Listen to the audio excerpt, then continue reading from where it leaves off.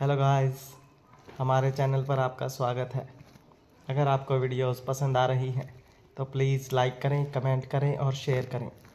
अगर आपने चैनल को अभी तक सब्सक्राइब नहीं किया है तो प्लीज़ चैनल को सब्सक्राइब करें। जब शिवांक ने कहा कि शायद वो सुरंग सूरज की रोशनी से खुलेगी, तब आहान को याद आया कि कैसे कोमल उन सब पर हंसी थी और उसने कुछ बोला था।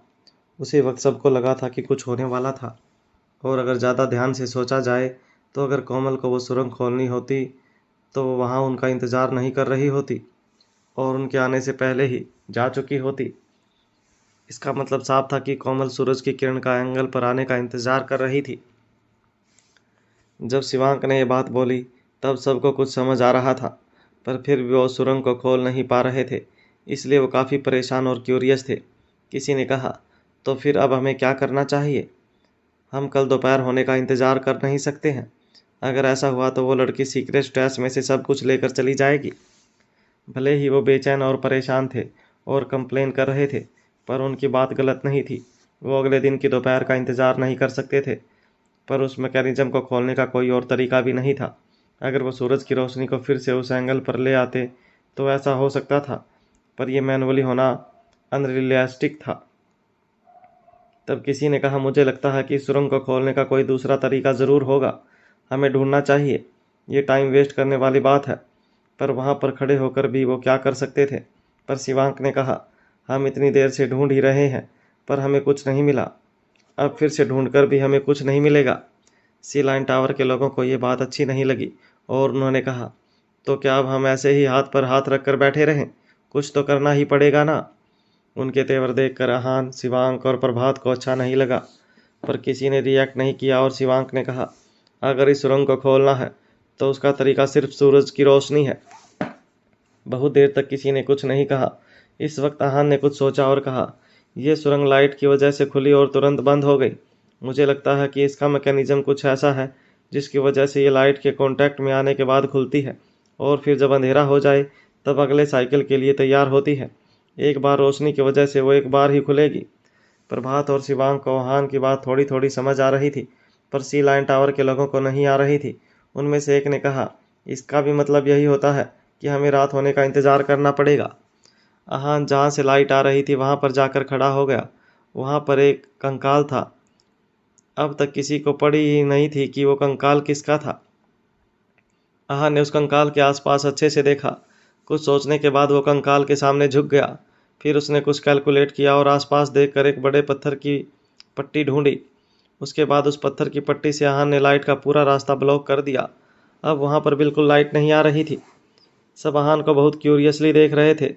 सिर्फ प्रभात को समझ आ रहा था कि आहान क्या करना चाह रहा था। लाइट का रास्ता ब्लॉक करने के बाद आहान कुछ देर इंतजार करने लगा। उसे डर था कि अगर वो सारे ट्रिगर पॉइंट्स एक्टिवेट नहीं कर पाया तो इन लोगों को भरोसा नहीं होगा। कुछ देर बाद आहान ने वो पत्थर की पट्टी हटा दी। जैसे ही फिर से रोशनी उस सुरंग पर पड़ी, वह खुल गई। सब ये देखकर बहुत हैरान थे। अब उन्हें समझ आ गया था कि ये मैकेनिज्म कैसे काम करता था। आहान ने स्माइल करते हुए कहा, अब समझ आया ये कैसे काम करता है। सबके चेहरे पर खुशी की लहर दौड़ गई। आहान सोच रहा था कि अंदर कुछ भी हो सकता था, इसलिए वो सेफ रहना चाहता था, लेकिन वो कुछ बोल पाता उससे पहले ही सी लाइन टावर के तीनों आदमी उसमें कूद गए। आहान, शिवांक और प्रभात ने एक दूसरे की तरफ देखा और वो भी उसमें कूद गए। वो लोग स्लाइड करते हुए नीचे जा रहे थे। करीब 2 मिनट बाद वो नीचे लैंड हुए। सबसे पहले आहान आया था। उसने जब सी लाइन टावर के लोगों को नीचे देखा तब वो कुछ ढूंढ रहे थे। आहान ने उनसे पूछा, आपको यहाँ कुछ मिला?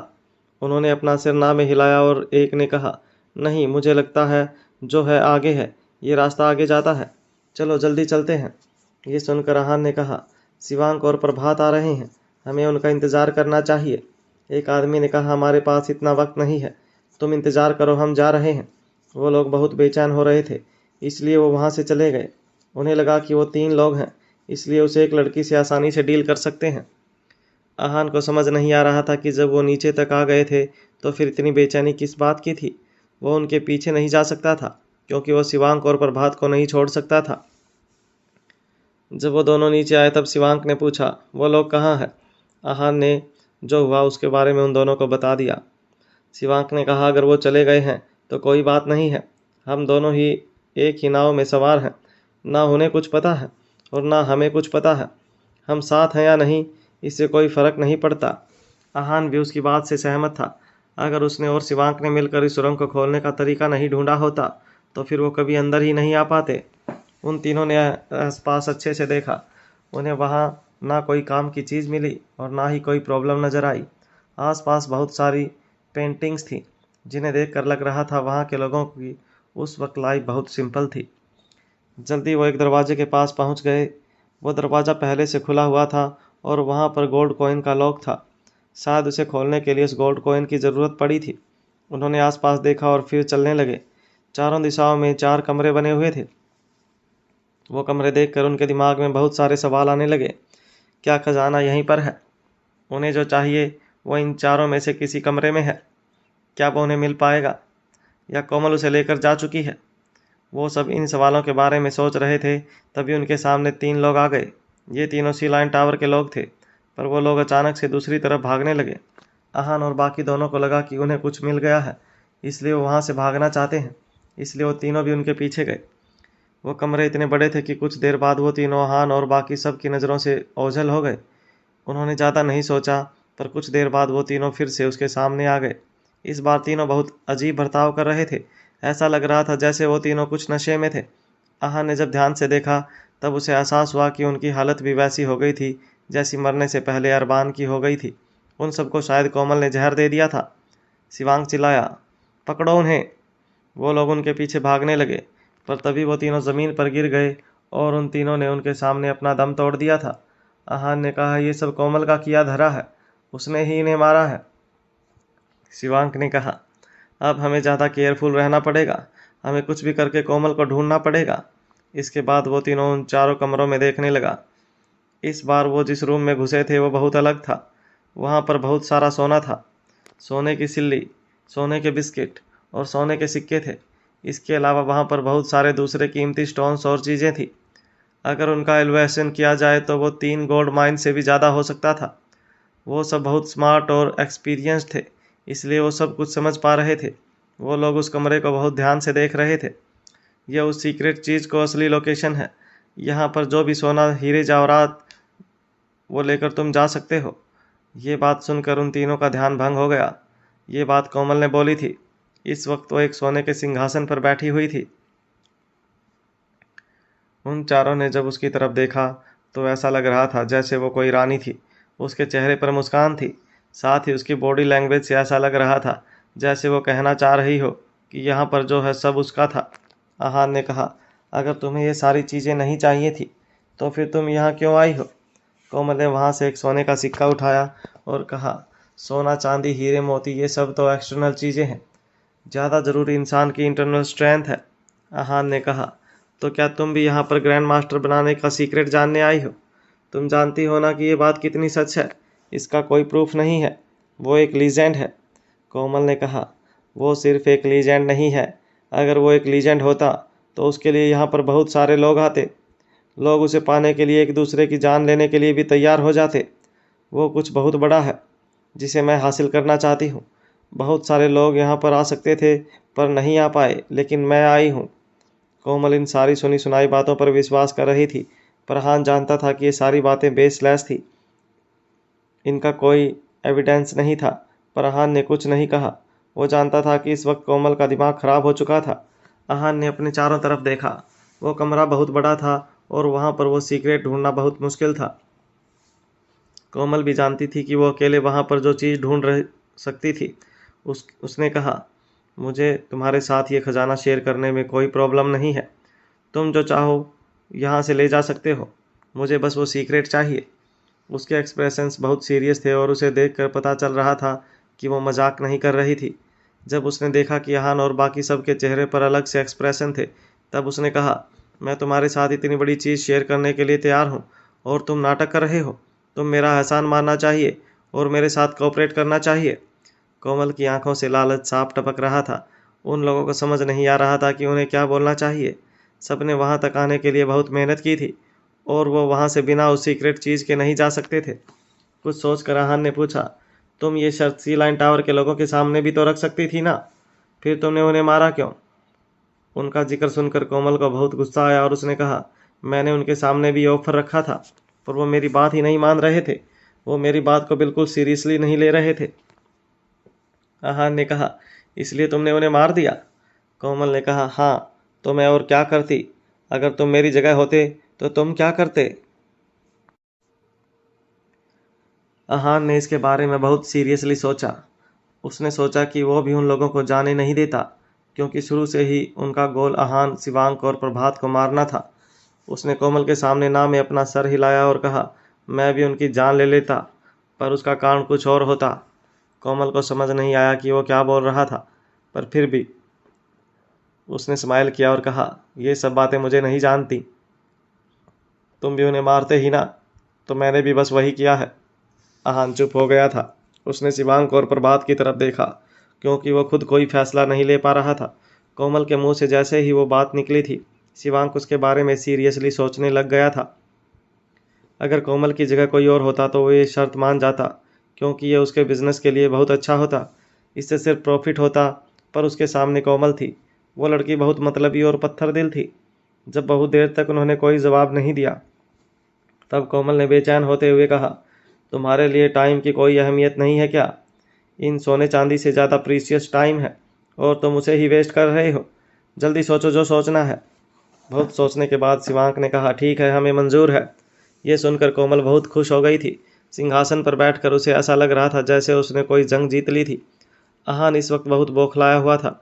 वो जानता था कि अगर वो मिलकर उस लड़की से डील करें और उसे गोल्ड कॉइन ले लें, तो वो आसानी से वहाँ से निकल सकते थे। कोमल से मिलकर डील करना इतना मुश्किल भी नहीं था। इसी कन्फ्यूज़न में आहान ने शिवांक की तरफ देखा और सोचा, शायद उसे उससे कोई जवाब मिल जाए। पर ऐसा नहीं हुआ, बल्कि शिवांक ने उसे कंफर्ट की नज़रों से देखा। ऐसा लग रहा था जैसे वो कह रहा था कि परेशान होने की कोई ज़रूरत नहीं थी। आहान को शिवांक पर भरोसा तो था, पर उसके दिमाग में भी अपने कुछ थॉट्स थे। वो उनके बारे में भी सोच रहा था और किसी और बात को लेकर भी परेशान था। पर आहान को विश्वास था कि शिवांक ने कुछ प्लान तो ज़रूर सोचा होगा। इतने वक्त उसके साथ रहते रहते वो उसकी इतनी चालाकी तो समझता ही था। जब आहान अपनी ही सोच में डूबा हुआ था, तब कोमल ने कहा, सब लोग चलो ढूंढना शुरू करो। शिवांक ने कहा, रुको। कोमल हैरान हो गई थी। उसे समझ नहीं आ रहा था कि सब कुछ होने के बाद शिवांक रुकने के लिए क्यों कह रहा था। उसे डर था कि कहीं वो अपनी बात से मुकर तो नहीं जाएगा। उसने गुस्से में पूछा, तुम अपनी बात से मुकरना चाहते हो? शिवांक ने ना में सर हिलाया और कहा, बिल्कुल नहीं, पर मुझे ऐसा लगता है कि तुम्हारे इस तरीके में कोई प्रॉब्लम है। अगर हम यहाँ पर ढूंढते रहे तो फिर हम इस सीक्रेट स्टैश की सबसे प्रीशियस चीज़ नहीं ढूंढ पाएंगे। कोमल ने कन्फ्यूजन में पूछा, तुम्हारे कहने का मतलब क्या है? शिवांक ने कहा, वो एक बहुत कीमती चीज़ है। तो फिर वो राजा उस चीज़ को इस सोने के बीच में नहीं छुपाएगा। उसे इन सब चीज़ों से कोई मतलब नहीं था, वरना वो इसे यहाँ क्यों छुपाता? कोमल ने सोचा कि शिवांक की बात में दम था और वो गलत नहीं बोल रहा था। उसने कुछ सोचा और कहा, पर मैंने बाकी सारे रूम्स देख लिए हैं, वहाँ पर कुछ भी नहीं है। इस जगह के अलावा कहीं भी खजाना नहीं है। शिवांक ने कहा, अभी हमारे पास सोना चांदी ढूंढने का टाइम नहीं है, वो हम सब बाद में भी कर सकते हैं। कोमल ने कहा, तो फिर अब हमें क्या करना चाहिए? शिवांक ने कहा, हमें क्लूज़ ढूंढने चाहिए। कोमल ने इसके आगे कोई और सवाल नहीं किया। वो जानती थी कि शिवांक क्या कहना चाह रहा था। वो बस इतना कह रहा था कि उन्हें बस कोई सीक्रेट जगह ढूंढनी थी जहाँ पर वो चीज़ रखी हो सकती थी। पर कोमल भी कोई फैसला नहीं ले सकती थी। वो भी आहान और प्रभात को लेकर गार्ड पर थी। उसकी स्ट्रेंथ इतनी नहीं थी कि वो ग्रैंड मास्टर से पंगा ले सके। अगर वो वहाँ पर फाइट करने लगते तो कोमल पक्का हार जाती। पर उसे ज़्यादा डर नहीं था। वो जानती थी कि गोल्ड कॉइन उसके पास है, और ये बात वो सब लोग जानते थे। बाहर निकलने के लिए गोल्ड कॉइन कितना ज़रूरी था, ये भी उन्हें अच्छे से पता था। कोमल ने बहुत सोचा और फिर कहा, ठीक है, तुम जैसा कह रहे हो हम वैसा ही करेंगे। वो लोग जो क्लूज ढूंढने वाले थे वो वहीं किसी रूम में था। इतने सारे प्रोटेक्टिव मैकेनिज्म वहाँ पर ऐसे ही डेकोरेशन के लिए नहीं थे, वो वहाँ की सबसे प्रीशियस चीज़ को प्रोटेक्ट करने के लिए ही था। जब वो लोग एक रूम में बाहर निकले, तब आहान ने एक सवाल पूछा। ये सवाल बहुत वक्त से उसके दिल में था। उसने पूछा, हम उसे पकड़ क्यों नहीं लेते? अगर हम उसे बोलने के लिए फोर्स करेंगे तो वो बोल देगी कि वो गोल्ड कॉइन उसके ही पास है। आहान ही नहीं, प्रभात के दिल में भी ये सवाल था। वो दोनों इस वक्त शिवांक को देख रहे थे। शिवांक के पास कोई और ऑप्शन नहीं था, इसलिए उसने कहा, मैंने भी इसके बारे में सोचा था, पर फिर जब मैंने ज़्यादा ध्यान से देखा तब मुझे समझ आया कि सबसे बाहर वाले दरवाजे को खोलने के लिए गोल्ड कॉइन की ज़रूरत नहीं है। ये बात सुनकर वो दोनों हैरान हो गए थे। उन्होंने पूछा, तो फिर सी लाइन टावर के आदमी गोल्ड कॉइन को क्यों ढूंढ रहे हैं? क्या उन्हें ये बात नहीं पता है? शिवांक मुस्कुराया और उसने कहा, वो लोग उस गोल्ड कॉइन को नहीं बल्कि उस लड़की को पकड़ना चाहते हैं। आहान थोड़ा कंफ्यूज हो गया था। बात तो एक ही थी। अगर उन्हें गोल्ड कॉइन चाहिए था तो उन्हें कोमल को पकड़ना ही था, और अगर कोमल को पकड़ा तो उन्हें गोल्ड कॉइन ऑटोमेटिकली मिल जाएगा। उसने कहा, दोनों एक ही बात नहीं है। शिवांक ने कहा, दोनों एक ही बात नहीं है। गोल्ड कॉइन सिर्फ वो दरवाज़ा खोल सकता है, पर ये लड़की अंदर का चप्पा चप्पा जानती है। आहान को ये बात समझ तो आ रही थी, पर वो एविडेंस चाहता था। वो जानता था कि शिवांक के पास इसका कोई प्रूफ नहीं होगा, पर फिर भी उसने पूछा, ये तुम्हारा अंदाज़ा है या फिर इसे प्रूफ करने के लिए तुम्हारे पास कुछ है? शिवांक ने अपने कंधे चढ़ा लिए और कहा, मैं जानता हूँ तुम्हें सबूत चाहिए, पर यह बस मेरा अंदाज़ा है। आहान को समझ नहीं आ रहा था कि वो क्या बोले। वो इस अंदाजे पर भरोसा नहीं कर सकता था, क्योंकि वो बहुत अजीब था, पर क्योंकि ये बात शिवांक ने बोली थी और वो उसकी एबिलिटी और दिमाग जानता था, इसलिए वो मान गया। वो बहुत चालाक था और उसे हमेशा ऐसा कुछ पता होता था जो बाकी लोग पता नहीं कर सकते थे। वो लोगों के एक्सप्रेशन से बहुत अच्छे समझ सकता था। ये एबिलिटी बहुत कम लोगों में होती थी, पर शिवांक में थी। अपनी इस एबिलिटी की वजह से शिवांक आज वर्मा फैमिली का हेड बनकर बैठा हुआ था। प्रभात को तो शिवांक की ये बात माननी ही थी, पर आहान के लिए उसकी ये बात मानना कोई ज़रूरी नहीं था। आहान के भी अपने थॉट्स हो सकते थे, पर आखिर में उसने हाँ में सर हिला दिया। वो शिवांक पर भरोसा करता था। शिवांक भी मुस्कुराने लगा, क्योंकि उसे भी आहान पर पूरा भरोसा था। आहान शिवांक के लिए वो दोस्त था जो उसकी हर मुसीबत में मदद कर सकता था। अब दोनों एक दूसरे की फीलिंग्स को जानते थे, इसलिए वो वहाँ पर क्ल्यू ढूंढने लगे। दोनों का एक दूसरे पर भरोसा होना बहुत ज़रूरी था। जैसे ही वो लोग बाकी रूम्स में कुछ ढूंढने लगे, उन्हें कुछ नहीं मिला। ये बात कोमल ने पहले ही बोल दी थी कि जिस रूम में सारा खजाना था, बस वही रूम काम का था। बाकी रूम में कहीं कुछ नहीं था। सारे रूम खाली थे। आहान ने और प्रभात ने एक एक दीवार और एक एक सीलिंग अच्छे से देखी थी, पर उन्हें कुछ नहीं मिला था। आहान बहुत डिसअपॉइंट हो गया था। उसने कहा, शायद वो लड़की ठीक कह रही थी।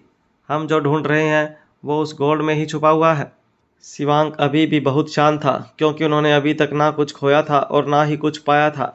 उसने कहा, वो हमें जल्दी मिलेगा। बात बस इतनी है कि वो हमें अब तक नहीं मिल पाया है। मैं किसी सिंबल की तलाश में हूँ, आहान ने कहा, पर हमने तो सब कुछ ढूंढ लिया है। कुछ नज़र नहीं आ रहा है, ना कोई क्ल्यू और ना ही कोई सिंबल। पर अब आहान ने कुछ सोचा और कहा, क्या ऐसा हो सकता है कि जिस सिंबल की तुम बात कर रहे हो वो उस गोल्ड में ही कहीं छुपा हुआ हो? आहान की बात सुनकर शिवांक ने कुछ सोचा और कहा, हाँ, ऐसा हो तो सकता है। इस बात को लेकर शिवांक खुद भी बहुत ज़्यादा श्योर नहीं था।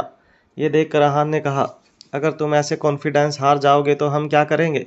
यहाँ पर अगर कोई सबसे ज़्यादा स्मार्ट है तो वो तुम हो। अगर तुम्हारे पास ही कोई आइडिया नहीं है तो हम भी कुछ नहीं कर पाएंगे। अपने लिए आहान के मुंह से तारीफ सुनकर शिवांक मुस्कुराने लगा। उसमें भी कॉन्फिडेंस आ गया था। उसने कहा, ठीक है, चलो चलकर देखते हैं। इतना सुनते ही वो लोग वापस उस रूम में पहुंच गए। वहां पर इस वक्त कोमल भी कुछ ढूंढने की कोशिश कर रही थी। वो शिवांक की बात मान गई थी, पर वो अपनी मर्जी की भी कर सकती थी।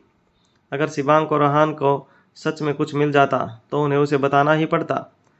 जब उसने उनके आने की आवाज़ सुनी तब वो रुक गई और उसने उनकी तरफ देखा। उसने पूछा, तुम लोगों को कुछ मिला? शिवांक ने कहा, नहीं, हमें कुछ नहीं मिला। कोमल ने कन्फ्यूजन में पूछा, तो फिर तुम ये मानते हो कि वो चीज़ यहीं पर है? शिवांक ने कहा, हमने सब जगह पर सब ढूंढ लिया है, पर हमें कोई क्ल्यू नहीं मिला है। कोमल ने पूछा, तुम्हें क्या लगता है जो क्ल्यू तुम ढूंढ रहे हो वो क्या है, और क्या वो अंदर है? शिवांक ने कहा, हो सकता है। कोमल ने उनसे प्रॉमिस कर लिया था, इसलिए वो उन्हें रोक भी नहीं सकती थी। उसने उन्हें जगह दी और कहा, ढूंढ लो। उसने उन लोगों को यहाँ पर आराम से सब ढूंढने दिया। वो लोग वहाँ पर वो चीज़ ढूंढने लगे। वहाँ पर इतना सारा गोल्ड था कि वो सिर्फ ऊपर ऊपर ढूंढ पा रहे थे। उनके नीचे क्या था वो अभी नहीं जानते थे। क्या उन्हें वहाँ पर वो चीज़ या उसके होने का सबूत मिल पाएगा? वो लोग वहाँ पर सब कुछ अच्छे से ढूंढ रहे थे और कोमल बस वहाँ पर खड़ी थी। वो देखना चाहती थी कि उन्हें वहाँ पर क्या मिलता है। जब सब लोग ढूंढ रहे थे तब वो क्यूरियसली इंतज़ार कर रही थी। उन्हें कुछ नहीं मिल रहा था, पर फिर वो सोने के सिंहासन के पास आकर रुक गए। शिवांक रुका और अचानक से उस सिंहासन को देखने लगा। जब कोमल उस पर बैठी थी तब किसी ने उस पर ज़्यादा ध्यान नहीं दिया था। शिवांक ने सोचा था कि वो बस एक सिंहासन था, जिसे राजा ने अपने शौक के लिए बनाया था। पर जब अब वो उसे गौर से देख रहा था तब उसे नजर आ रहा था कि उसमें कुछ तो अलग था। जब उस राजा को सोने से कोई लेना देना ही नहीं था तो फिर वो उसका सिंहासन क्यों बनाएगा। उसे नहीं लग रहा था कि राजा ऐसा कुछ कर सकता था। ऊपर से वो उस कमरे के बीचों बीच रखा हुआ था। शिवांक उसके पास गया और उसने उसे हाथ लगा कर देखा। वो बहुत सिंपल लग रहा था।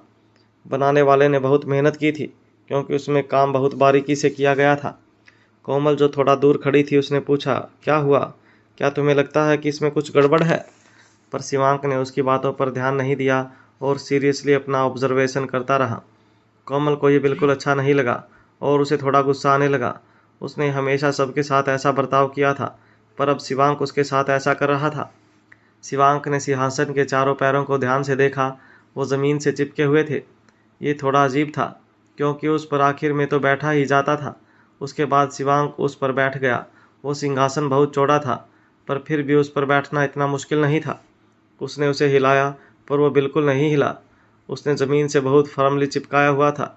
सब देखने के बाद वो आराम से उस पर बैठ गया और सामने देखने लगा। शिवांक ने देखा कि वहाँ से उसे एक दरवाज़ा नज़र आ रहा था, जो और कहीं से नज़र नहीं आ रहा था।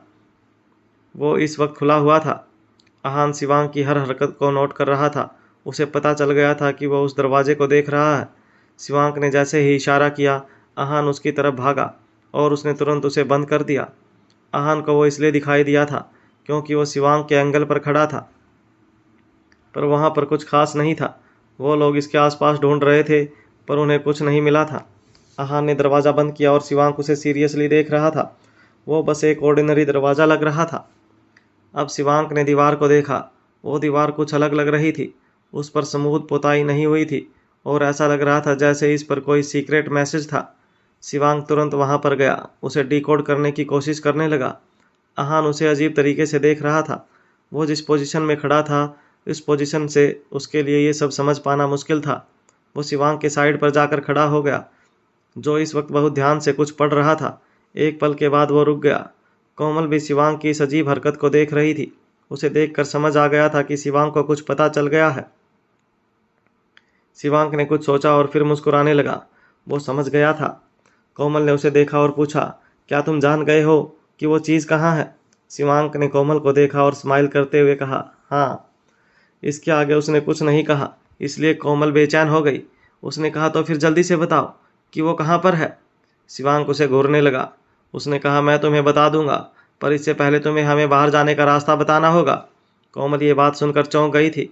वो गोल्ड कॉइन अपने पास रखकर बाकी सबको मिसलीड करना चाहती थी, पर शिवांक के एक्सप्रेशन देखकर वो समझ गई थी कि वो ऐसा नहीं कर सकती थी। वो जान गई थी कि शिवांक जानता था कि शायद बाहर जाने का रास्ता गोल्ड कॉइन के बिना था। उसने कहा, क्या तुम नहीं जानते? शिवांक ने कहा, नहीं, हमें नहीं पता है। हमें सिर्फ इतना पता है कि जितना हमें उस इंसान ने बताया था, पर वो बात कितनी सच है और कितनी नहीं ये हमें नहीं पता। पर तुम जानती हो, और वो गोल्ड कॉइन से रिलेटेड नहीं है। जब कोमल ने ये बात सुनी तब वो हैरान हो गई थी। तब उसे यकीन हो गया था कि शिवांक कुछ जानता था, और जो शिवांक को पता चल गया था वो सिर्फ एक सीक्रेट फाइल में छुपा हुआ था जो सी लायन टावर के पास थी। वो नहीं जानती थी कि शिवांक को उसके बारे में कैसे पता चल गया था। अब शिवांक को जानता था और उसे ये भी पता था कि खजाने की असली लोकेशन क्या थी। कोमल हिचकिचा रही थी। उसे समझ नहीं आ रहा था कि उसे ये सीक्रेट बताना चाहिए या नहीं। अगर वो बता देगी तो उसे उस चीज़ की लोकेशन पता चल जाएगी जिसे सब लोग ढूंढने की कोशिश कर रहे थे। पर उसने तुरंत फैसला ले लिया और शिवांक की बात को मना कर दिया। वो कोई रिस्क नहीं लेना चाहती थी। उसने कहा, अगर मैं असली चीज़ नहीं देख सकती हूँ तो फिर मैं तुम्हें इसके बारे में भी नहीं बता सकती हूँ। सब कोमल को देख रहे थे। वो जान गए थे कि कोमल वो सीक्रेट पाने के लिए अब और इंतज़ार नहीं कर सकती थी। वो एक पागल औरत थी जो सीक्रेट पाने के लिए कुछ भी कर सकती थी। शिवांक कोशिश कर रहा था कि वो मान जाए, पर ऐसा नहीं हुआ था। आहान भी दोनों की बातों को बहुत ध्यान से सुन रहा था। वो भी सोच रहा था कि अगर वो कोमल की जगह होता तो वो भी यही करता। तभी शिवांक आहान के पास आया और उसने उसके कान में कुछ कहा। आहान तुरंत समझ गया। उसने दरवाज़ा खोला और कोमल से कहा, वो चीज़ अंदर है, चलो सब चलते हैं और चलकर देखते हैं। सब साथ रहेंगे तभी भरोसा होगा, क्योंकि यहाँ पर किसी को भी किसी पर भरोसा नहीं है। कोमल चुप हो गई। वो जानती थी कि ये बात उसने उसे सुनाने के लिए ही बोली थी। उसके बाद वो आहान और बाकी सब के साथ उस दरवाजे के पीछे चली गई। अंदर एक बहुत बड़ा रूम था। ऐसा लग रहा था कि वो शायद लिविंग रूम था और अब वहाँ पर आहान खड़ा था। अब जैसा शिवांक ने उसे कहा था, वो पूरा लिविंग रूम किसी स्टार चार्ट जैसा था। 28 स्टार्स की पोजीशन वहाँ पर रखे 4 स्टोन स्लैब पर बनी हुई थी। इसके बाद जैसा शिवांक ने बताया था, आहान पहले स्टार पर जाकर खड़ा हो गया, पर उसकी आंखें दूसरी तरफ थी। वो लगातार लेफ्ट राइट लेफ्ट चलने लगा। कोमल समझ गई थी कि वो क्या कर रहा था। वो एक कंस्टेलेशन मैप बना रहा था। वो पोजीशन जानती थी क्योंकि उसने वो फाइल में देखा था, पर उसे उसका खजाने से कोई लेना देना नहीं लग रहा था, इसलिए उसने उस पर ज़्यादा ध्यान नहीं दिया था। कुछ मिनट बाद आहान लास्ट लैब पर पहुंच गया था। जिस लैब पर इस वक्त आहान खड़ा था वो अचानक से डूबने लगा। इसका मतलब ये था कि आहान ने जो किया था वो सही किया था। उसका मैप बिल्कुल सही था। उसके चेहरे पर खुशी साफ झलक रही थी। सिर्फ आहान ही नहीं, शिवांक, प्रभात और कोमल भी बहुत खुश थे। वो स्लैब डूबने लगा और कुछ देर बाद आहान भी नीचे जा रहा था। आहान ने बिल्कुल पैनिक नहीं किया और शांति से वहां पर खड़ा रहा। कुछ मिनट बाद वो रुक गया। आहान अब एक सीढ़ी पर खड़ा था। सबने देखा कि नीचे एक रूम था। वो लोग जल्दी से सीढ़ियां उतर कर रूम में आ गए। वो रूम भी उतना ही बड़ा था जितना ऊपर वाला रूम था। वहां पर कुछ टेबल्स थीं जिन पर कुछ सामान रखा हुआ था, पुराना और एंटीक सामान। कोमल तुरंत अंदर जाना चाहती थी, पर शिवांक के ऑर्डर की वजह से वो जैसे ही अंदर जाने लगी, प्रभात ने उसे पकड़ लिया। शिवांक ने कहा, अब तो वो जगह मिल गई है। मुझे लगता है अब तुम्हें हमें बाहर जाने का रास्ता बता देना चाहिए। कोमल ने फ्रस्ट्रेशन में प्रभात को देखा। वो जानती थी कि किसी भी कीमत पर वो प्रभात से फाइट नहीं कर सकती थी। खजाना बिल्कुल उसके सामने था, पर फिर भी वो चाहकर भी कुछ नहीं कर पा रही थी। उसने कुछ सोचा और कहा, यहाँ से निकलना बहुत आसान है। उसके लिए हमें पहले ऊपर जाना पड़ेगा। इस सिंहासन के नीचे एक रास्ता है जो एक नदी से जाकर मिलता है। अगर हम वहाँ से जाएं तो तैरकर पास की लेक में पहुँच सकते हैं। शिवांक ने कहा, फिर तो उस रास्ते को खोलने के लिए भी कोई चाबी होगी, जो शायद वो गोल्ड कॉइन है। कोमल ने उनसे सच नहीं छुपाया और कहा, हाँ, चाबी की ज़रूरत है, जो वो गोल्ड कॉइन ही है। शिवांक ने कहा, तुमने उसे कहाँ छुपाया है? कोमल ने ना में सर हिलाया और कहा, मैं तुम्हें अभी वो नहीं बता सकती हूँ। एक बार मैं वो चीज़ लेकर यहाँ से चली जाऊँ, फिर बता दूंगी। शिवांक हंसने लगा। कोमल जिस तरह तड़प रही थी, उसका कैरेक्टर बिल्कुल ऐसा नहीं था। उसने कहा, तुम्हें क्या लगता है कि किसी ने तो नोटिस नहीं किया कि वो गोल्ड कॉइन इतने सारे सोने में छुपा हुआ है? कोमल की आंखें बड़ी हो गई थी। ये देखकर शिवांक ने कहा, पर तुम चिंता मत करो, यहाँ जाने से पहले तुम्हें कोई नुकसान नहीं पहुँचाएंगे, पर जब हम चले जाएंगे तब तुम्हारे दुश्मन तुमसे बदला ज़रूर लेंगे। फिर तुम्हारे साथ क्या होगा, इससे हमें कोई लेना देना नहीं है। कोमल बहुत हैरान और परेशान थी, पर वो कोई भी डिसीजन नहीं ले सकती थी, क्योंकि वो फंसी हुई थी और वहाँ पर ग्रैंड मास्टर भी थे। उनके वहाँ होते हुए हिल भी नहीं सकती थी। इस वक्त आहान ने नीचे देखा और कहा, यहाँ पर कोई भी कीमती सामान नहीं है। शिवांक ने कहा, यंग लेडी, फिर हम अंदर जा सकते हैं? चलो चलकर देखते हैं। कोमल हेल्पलेस थी। प्रभात की नज़रों के सामने वो कुछ भी नहीं कर सकती थी। उसके सारे एक्शन रिस्ट्रिक्ट हो गए थे। वो बस हेल्पलेसली नीचे जा रही थी। उसने आहान को घूरा, पर उसका कोई रिएक्शन नहीं था। उसने कहा, मुझे नहीं लगता कि वो यहाँ है जो तुम्हें चाहिए। आहान को भी कुछ नहीं पता था। वो नहीं जानता था कि वहाँ पर क्या था और कौन सा सीक्रेट था जिसके लिए वो इतना बेचैन हो रही थी। वो एक बुक हो सकती थी, या फिर कोई पाउडर, या फिर कोई जैम, कुछ भी हो सकता था। पर जो भी था वो बहुत इम्पोर्टेंट था, इसलिए उसे इतना छुपा कर रखा हुआ था। जब वो नीचे पहुंचे तब उन्होंने देखा कि वहाँ पर 3 बॉक्सेस रखे हुए थे। प्रभात ने कोमल को पकड़ा हुआ था, तो वो उन बॉक्सेस को नहीं खोल सकते थे। इसलिए बॉक्सेस खोलने के लिए आहान आगे आया। उन्हें इस तरह छुपा कर रखा हुआ था, इसलिए सबको लगा कि ग्रैंड मास्टर रियलाम में पहुंचने का जो सीक्रेट है वो इन्हीं बॉक्सेस में से किसी में होगा। कोमल अपना हाथ छुड़वाकर आगे बढ़कर उन बॉक्सेस को लेना चाहती थी, पर जब उसने देखा कि प्रभात उसे घूर रहे थे तब वो रुक गई। आहान पहले बॉक्स के आगे आया और उसे खोलने लगा। वो सब कुछ ध्यान से कर रहा था, क्योंकि उसे नहीं पता था कि वहाँ पर क्या खतरा हो सकता था। बॉक्सेस ज़्यादा बड़े नहीं थे। जैसे ही उसने बॉक्स से ढक्कन हटाया, उसने देखा कि उसमें कुछ बुकलेट्स थीं। आहान ने देखा कि उस पर कुछ लिखा हुआ था। वो समझ गया था कि शायद ये वही बुक थी जो नीतू चाहती थी। उस पर कुछ लिखा देखकर आहान ने अंदाज़ा लगाया कि वो शायद रिटर्निंग हार्ट ही लिखा हुआ था। आहान ने उसके बारे में ज़्यादा नहीं बोला और बस इतना कहा, ये शायद कोई बुक है, इसे बहुत अच्छे से प्रिजर्व किया गया है, पर मुझे नहीं पता कि ये बुक किस काम की है। शिवांक ने आहान की तरफ देखा और वो समझ गया था कि आहान किस बुक के बारे में बात कर रहा है, पर उसने कोई सवाल नहीं किया और वो आहान के दूसरा बॉक्स खोलने का इंतज़ार कर रहा था। आहान थोड़ा डिसअपॉइंट हो गया था, क्योंकि अब वो इस बुक को नहीं ढूंढ रहा था, अब उसे कुछ बड़ा चाहिए था। अब उसकी उम्मीद बाकी के 2 बॉक्सेस पर थी। आहान ने बिल्कुल टाइम वेस्ट नहीं किया और दूसरे बॉक्स के आगे आ गया। उसने अपने आप से कहा, क्या वो चीज़ इसके अंदर हो सकती है? ऐसा लग रहा था कि वो किसी से सवाल कर रहा था, पर इसका जवाब किसी को भी नहीं पता था। सब बहुत सीरियस और नर्वस हो गए थे। आहान ने गहरी सांस ली और दूसरे बॉक्स का ढक्कन खोला। वो अभी भी बहुत केयरफुल था। जब उसने वो बॉक्स खोला तब उसने देखा कि वो बॉक्स बिल्कुल खाली था। आहान ने अंदर हाथ डालकर देखा, पर सिवाय मिट्टी के उसमें कुछ नहीं था। उसने हैरानी में कहा, ऐसा कैसे हो सकता है? वो राजा यहाँ पर खाली बॉक्स क्यों रखेगा? इस सवाल का जवाब किसी के भी पास नहीं था। वो लोग उस सदी के नहीं थे, इसलिए उन्हें नहीं पता था कि राजा ऐसा क्यों करेगा। शायद ऐसा करके राजा को खुशी मिली हो। दूसरा बॉक्स खोलने के बाद अब उनकी सारी उम्मीदें उस आखिरी बॉक्स पर थीं। कोमल बहुत बेचैन हो रही थी और वहाँ पर जाना चाहती थी, पर प्रभात के डर की वजह से वो कुछ नहीं कर पा रही थी। वो बस वहाँ पर हेल्पलेसली खड़ी थी। आहान का हाथ अब तीसरे बॉक्स पर था। वो चाहता था कि उसे उस तीसरे बॉक्स में अब वो सीक्रेट मिल जाए, क्योंकि उसके अलावा कोई और जगह नहीं थी जहाँ पर उन्हें वो मिल सकता था। पर वो जानता था कि ये सब कुछ इतना आसान नहीं था। इतना बड़ा सीक्रेट सिर्फ किसी बॉक्स में नहीं हो सकता था। वैसे भी शुरुआत से उसे इस सीक्रेट पर कम ही भरोसा था, इसलिए उसे बाकी लोगों के मुकाबले बहुत कम उम्मीदें थी। उसे ध्यान से तीसरे बॉक्स का ढक्कन खोला। उसमें भी कुछ खास नहीं था, पर एक लकड़ी की हेयरपिन थी जो किसी औरत की थी। पर क्योंकि राजा ने उसे 3 सबसे इम्पोर्टेंट बॉक्सेस के साथ रखा हुआ था, इसलिए उन्हें लगा कि वो बहुत इम्पोर्टेंट होगी। शायद उस वुडन पिन का राजा के लिए बहुत महत्व था। पर कुछ लोग थे जो इसे एक्सेप्ट नहीं कर पा रहे थे और उन्होंने सोचा कि ये सब गलत हुआ था।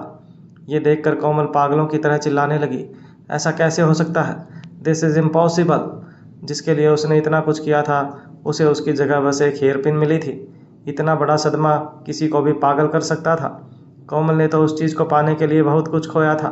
वो हेयरपिन को देखकर पागल नहीं हुई थी, यही बहुत बड़ी बात थी। पर वो पूरी तरह से बौखला गई थी। उसे समझ नहीं आ रहा था कि वो कैसे रिएक्ट करे और क्या बोले। उसे ऐसे देखकर प्रभात को बहुत इरिटेशन हो रही थी, इसलिए उन्होंने उसके सिर पर मारा और वो वहीं पर बेहोश हो गई। पूरा रूम शांत हो गया था। आहान ने कहा, इसके साथ जो भी हुआ अच्छा नहीं हुआ। शिवांक ने कहा, ये कब से उस चीज़ को ढूंढ रही थी, पर लास्ट में उसे कुछ नहीं मिला। वो शुरुआत से ही गलत थी। आहान ने कहा, जिसके साथ जो लिखा हुआ होता है उसके साथ वही होता है, होनी को कौन टाल सकता है। वो सब लोग हंसने लगे। अगर किसी को समझाना हो कि अनलक्की होना किसे कहते हैं, तो कोमल सबसे बड़ा एग्जाम्पल थी। वो लोग भले ही अभी हंस रहे थे, पर अभी तक वो अंडरग्राउंड एरिया में थे। उन्हें रिलैक्स होने के लिए बाहर निकलना ज़रूरी था। इसके बाद वो ऊपर आए जहाँ पर सारा खजाना था, और शिवांग के कहने पर उन्होंने उसमें से वो गोल्ड कॉइन ढूंढ लिया जो हर ताले की चाबी था। वो अपने साथ तीनों बॉक्सेस लेकर गए थे, क्योंकि उन्हें नहीं पता था कि वहाँ पर वो खाली बॉक्सेस क्यों पड़े थे। इसके बाद वो लोग उस रास्ते से वापस ऊपर आए जिससे नीचे गए थे, पर सुरंग का ढक्कन बंद था। अब उन्हें अगले दिन के होने का इंतज़ार करना था, क्योंकि वो ढक्कन सूरज की रोशनी से ही खुल सकता था। वो जानते थे कि उनके पास बस एक ही मौका था। अगर वो फेल हो गए तो फिर उन्हें फिर से अगले दिन का इंतज़ार करना पड़ेगा। आहान लगातार अपनी नज़रें उस ढक्कन पर लगाए हुए था। जैसे ही अगला दिन होगा वो उस ढक्कन को खोल देगा। आहान ने आँख भी नहीं झपकाई थी। उसका पूरा ध्यान सिर्फ ढक्कन पर था। वो लोग बहुत नर्वस थे और जो सबसे ज़्यादा नर्वस था वो आहान था। ये उसके लिए एक बहुत बड़ा टेस्ट था। अगली दोपहर नदी पर सूरज की रोशनी चमक रही थी। बाहर बहुत गर्म मौसम था। कुछ देर बाद सूरज की रोशनी कंकाल पर पड़ी और फिर वहाँ से सुरंग के ढक्कन पर। जैसे ही आहान को इसका पता चला, वो तैयार हो गया। उसने तुरंत सुरंग के ढक्कन को हटाया और पहले शिवांक और प्रभात को ऊपर जाने दिया। तब तक वो खुद उस ढक्कन को रोके हुए था। उसके बाद वो खुद बाहर आ गया था। अब उनके और एग्जिट के बीच में दूरी कम होती जा रही थी। वो तीनों बहुत रिलैक्स थे। इसके बाद उन्होंने प्लेटफॉर्म पर गोल्ड कॉइन का आउटलाइन ढूंढा और उसे उस पर लगाकर घुमा दिया। वहाँ से एक सीक्रेट रास्ता खुल गया, जिसकी मदद से वो तीनों बाहर आ गए। मौसम बहुत अच्छा था और अहान और बाकी सबको सीक्रेट स्टेज से निकले 1 हफ्ता हो गया था। अहान एक हाई राइज बिल्डिंग के टॉप फ्लोर्स में से किसी एक पर खड़ा था और खिड़की से बाहर देख रहा था। उसके हाथ में कॉफ़ी का कप था और उसका मूड बहुत अच्छा था। बहुत दिनों बाद वो बहुत रिलैक्स था और खिड़की से बाहर की सीनरी देख रहा था। गाड़ियाँ यहाँ से वहाँ जा रही थी, लोग अपने अपने काम में बिजी थे और चारों तरफ बहुत चहल पहल थी। बहुत वक्त बाद वो फ्रेश और होमली फील कर रहा था। अचानक से उसके ऑफिस के दरवाजे पर नॉक हुआ। उसने बहुत पोलाइटली कहा, कम इन। दरवाज़ा खुला और एक लेडी बिजनेस सूट में अंदर आई। उसकी उम्र करीब 30 साल होगी और वो बहुत प्रोफेशनल और एलिगेंट लग रही थी। वो रूम में आई और उसने अहान से पूछा, सर आपने मुझे बुलाया? अहान ने कहा, हाँ। अहान इस वक्त शनाया की कंपनी की मुंबई वाली ब्रांच में था।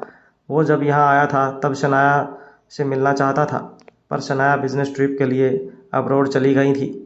वो थोड़ा डिसअपॉइंट तो हुआ था, पर वो जानता था कि शनाया अपने काम को कितना सीरियसली लेती है। पर अहान यहाँ पर सिर्फ शनाया से मिलने ही नहीं आया था, उसका मकसद कुछ और था। शिवांक उसे अफ्रीका की 3 गोल्ड माइंस देने के लिए मान गया था, पर उसे पर्सनली और प्रोफेशनली शनाया से और उसकी कंपनी से बात करनी थी। ये गोल्ड माइंस बहुत अच्छा इन्वेस्टमेंट होने वाली थी। जब शनाया और अहान की कॉल पर बात हुई थी तब उसने कहा था कि वो कोई भी बात इस लेडी दिशा से कर सकता था। दिशा बहुत प्रोफेशनल लेडी थी और हर मैटर को आराम से हैंडल कर सकती थी। शनाया को पूरा भरोसा था कि वो हर काम को अच्छे से हैंडल कर लेगी। अहान बहुत क्यूरियसली दिशा को देख रहा था। जब वो अंदर आई तब अहान भी अपने डेस्क पर आकर बैठ गया। जब वो उसे देख रहा था तब दिशा भी उसे देख रही थी। उसे समझ नहीं आ रहा था कि ये जो अचानक से नया सीईओ आया है वो उसके साथ कैसे डील करेगी। दिशा इस कंपनी की वाइस प्रेसिडेंट थी। लोग सोचते थे कि इतनी छोटी उम्र में वाइस प्रेसिडेंट बनने के लिए उसने कॉम्प्रोमाइज़ किया होगा, पर ऐसा नहीं था। उसने तो बहुत सारे सेक्रीफाइसेस किए थे, तब जाकर वो यहाँ तक पहुँची थी। कल उसके पास अचानक से शनाया का कॉल आया था और उसने कहा था कि सीईओ आहान रायजादा आने वाले हैं और दिशा को उन्हें हैंडल करना है। शनाया ने उसे एग्जैक्टली सारी डिटेल्स नहीं बताई थी और दिशा ने उसे कुछ पूछा भी नहीं था। जब उसने अपने सामने अहान को देखा तब उसे उम्मीद नहीं थी कि वो इतना यंग होगा। उसके दिमाग में पहला ख्याल यही आया था कि वो कोई रिच मास्टर होगा, पर उसकी पर्सनैलिटी बहुत अलग थी।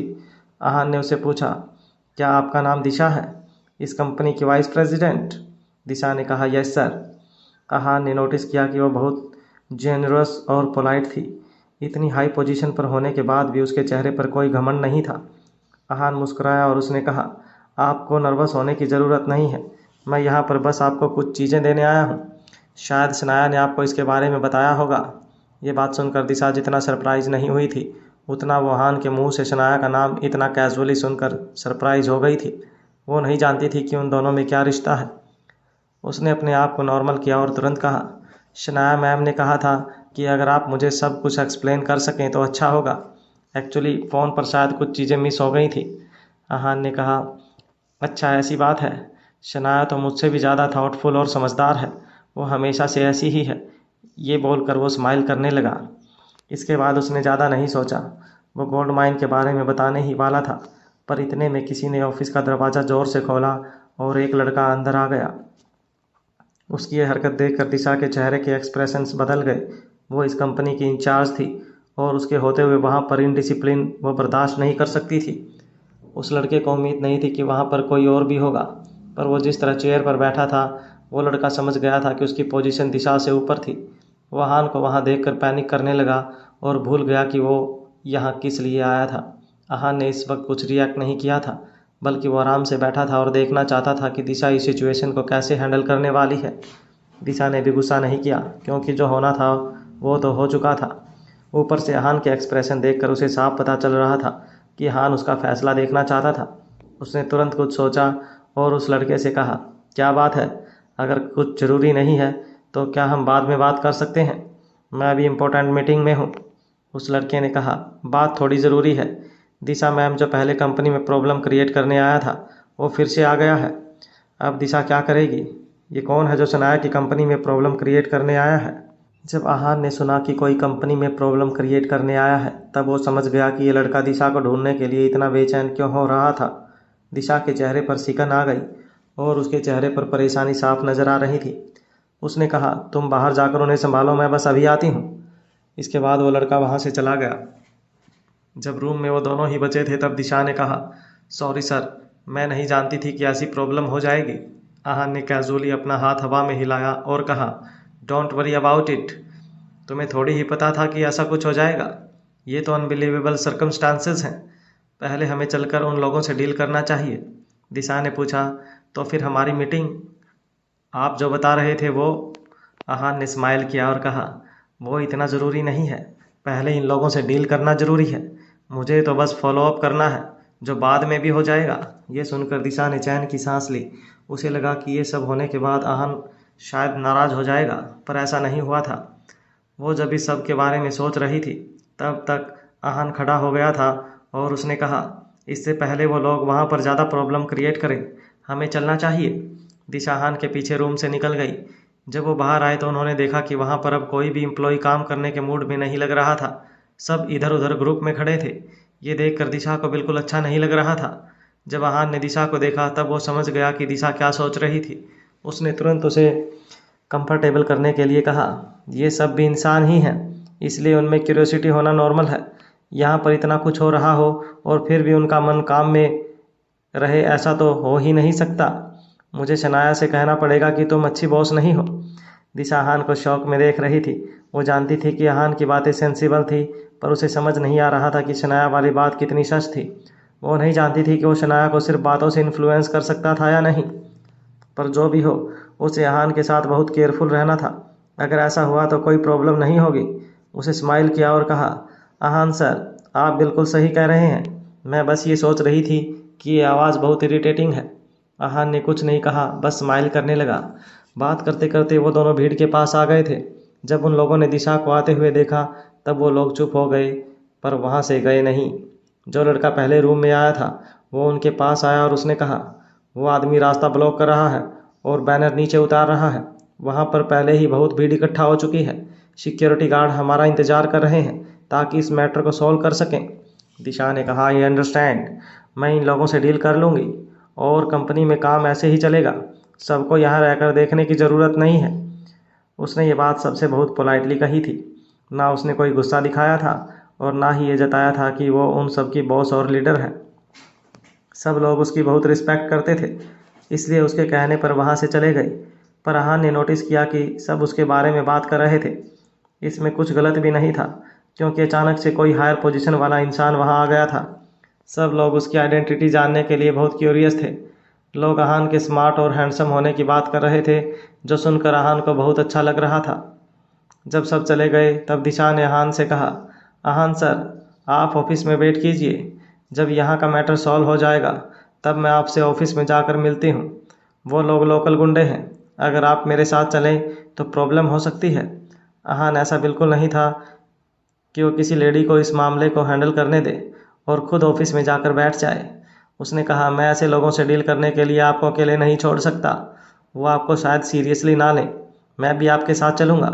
जो भी बात है आप मुझे बता सकती हैं। दिशा मना करना चाहती थी, पर आहान की बात भी सही थी। वो डर रही थी कि कहीं उसके साथ कुछ गलत ना हो जाए। जब आहान ने उसे ऐसे देखा तब उसने कहा, अगर तुम्हें मेरी बात मानने में कोई प्रॉब्लम है तो मुझे डायरेक्ट शनाया से बात करनी पड़ेगी। ये बात सुनकर दिशा हेल्पलेस हो गई, इसलिए उसे आहान की बात माननी पड़ी। उसने अपनी चिंता जाहिर करते हुए कहा, सर आप पीछे ही खड़े रहना, वो लोग पुलिस से भी नहीं डरते। आहान ने कुछ नहीं कहा, बस स्माइल करने लगा। उसके बाद वो दोनों एक साथ नीचे आ गए। उनके साथ कंपनी के HR डिपार्टमेंट का मैनेजर भी था। जैसे ही वो लोग लिफ्ट से बाहर निकले, बिल्डिंग का सिक्योरिटी गार्ड उनके पास भाग कर आया और उसने दिशा से कहा, दिशा मैम, आप फाइनली आ गई। ये लोग बहुत देर से यहाँ पर तमाशा कर रहे हैं। हमने बहुत कोशिश की उन्हें रोकने की, पर उन्हें कुछ सुना ही नहीं। अब आपको ही उनसे डील करना पड़ेगा। यहाँ पर इतने सारे ऑफिसेज हैं, उनका काम तो अफेक्ट नहीं हो सकता ना। दिशा बहुत शर्मिंदा थी और उसने गार्ड से कहा कि वो इस मामले को अच्छी तरह से हैंडल करेगी। लिफ्ट में उसने आहान को प्रॉब्लम बता दी थी। उसने कहा कि एक ज्वेलरी आइटम के प्राइस को लेकर कुछ इश्यू था। कॉन्ट्रैक्ट के हिसाब से अगर परचेज प्रोसेस में या फिर क्वालिटी में कोई प्रॉब्लम हुई तो फिर प्राइस डिडक्ट किया जाएगा। पर पार्टी ये बात नहीं मान रही थी और उन्हें ओरिजिनल अमाउंट चाहिए था। अपनी बात मनवाने के लिए उन्हें गुंडागर्दी करने में भी कोई शर्म नहीं आ रही थी। अहान को अंदाज़ा हो गया था कि वो बस कुछ मामूली गुंडे थे। उन्होंने सोचा कि इतनी बड़ी कंपनी उनसे पंगा लेने में टाइम वेस्ट नहीं करेगी। उन्होंने कोई लीगल तरीका यूज़ नहीं किया और गुंडागर्दी के दम पर दिशा और बाकी सबको दबाना चाहते थे। ये तरीका बहुत सिंपल था, पर कभी कभी ये तरीका काम नहीं आता था। ये तरीका उनके सामने काम आता है जो झुकने के लिए तैयार हो, पर दिशा ऐसी बिल्कुल नहीं थी। उसका कैरेक्टर ऐसा था जो कभी हार नहीं मानता था। वो लड़ने के लिए तैयार थी। वैसे भी बात कंपनी की थी, इसलिए उसके पास हार मानने का कोई कारण नहीं था। एक बॉस की नज़र से दिशा को देखकर आहान को बहुत अच्छा लग रहा था, पर इस वक्त इन सब के बारे में सोचने का वक्त नहीं था। पहले उन्हें बाहर का मैटर सॉल्व करना था। अब वो चारों गेट की तरफ जा रहे थे। वहाँ पर रास्ता ब्लॉक था और अंदर बाहर करना बहुत मुश्किल था। उन लोगों ने रास्ता ब्लॉक कर रखा था और अगर किसी को अंदर बाहर आना जाना था तो वो सिर्फ दूसरे गेट से ऐसा कर सकते थे। सिक्योरिटी गार्ड ने कहा, वो लोग ये रास्ता ब्लॉक कर रहे हैं। अगर कोई दूसरी कंपनी का एम्प्लॉय है तो वो अपना कार्ड दिखाकर अंदर बाहर आ जा सकते हैं, पर फिर भी इसका इम्पैक्ट बहुत ख़राब होता। आहान ने बाहर खड़े लोगों को देखा। वो लोग बहुत स्मार्ट थे। वो बस इस कंपनी से डील करना चाहते थे, इसलिए यहाँ से लोगों को परेशान कर रहे थे। अगर वो सबको परेशान करते तो ये पब्लिक आउटरेज का रीज़न बन सकता था। दिशा ने पूछा, आपने पुलिस को बुलाया? सिक्योरिटी गार्ड ने कहा, पुलिस को बुलाने का क्या फ़ायदा मैडम? ये लोग बस आते हैं और चले जाते हैं। ऊपर से इन्होंने कोई क्राइम भी तो नहीं किया है जिसके लिए पुलिस को बुलाना पड़े।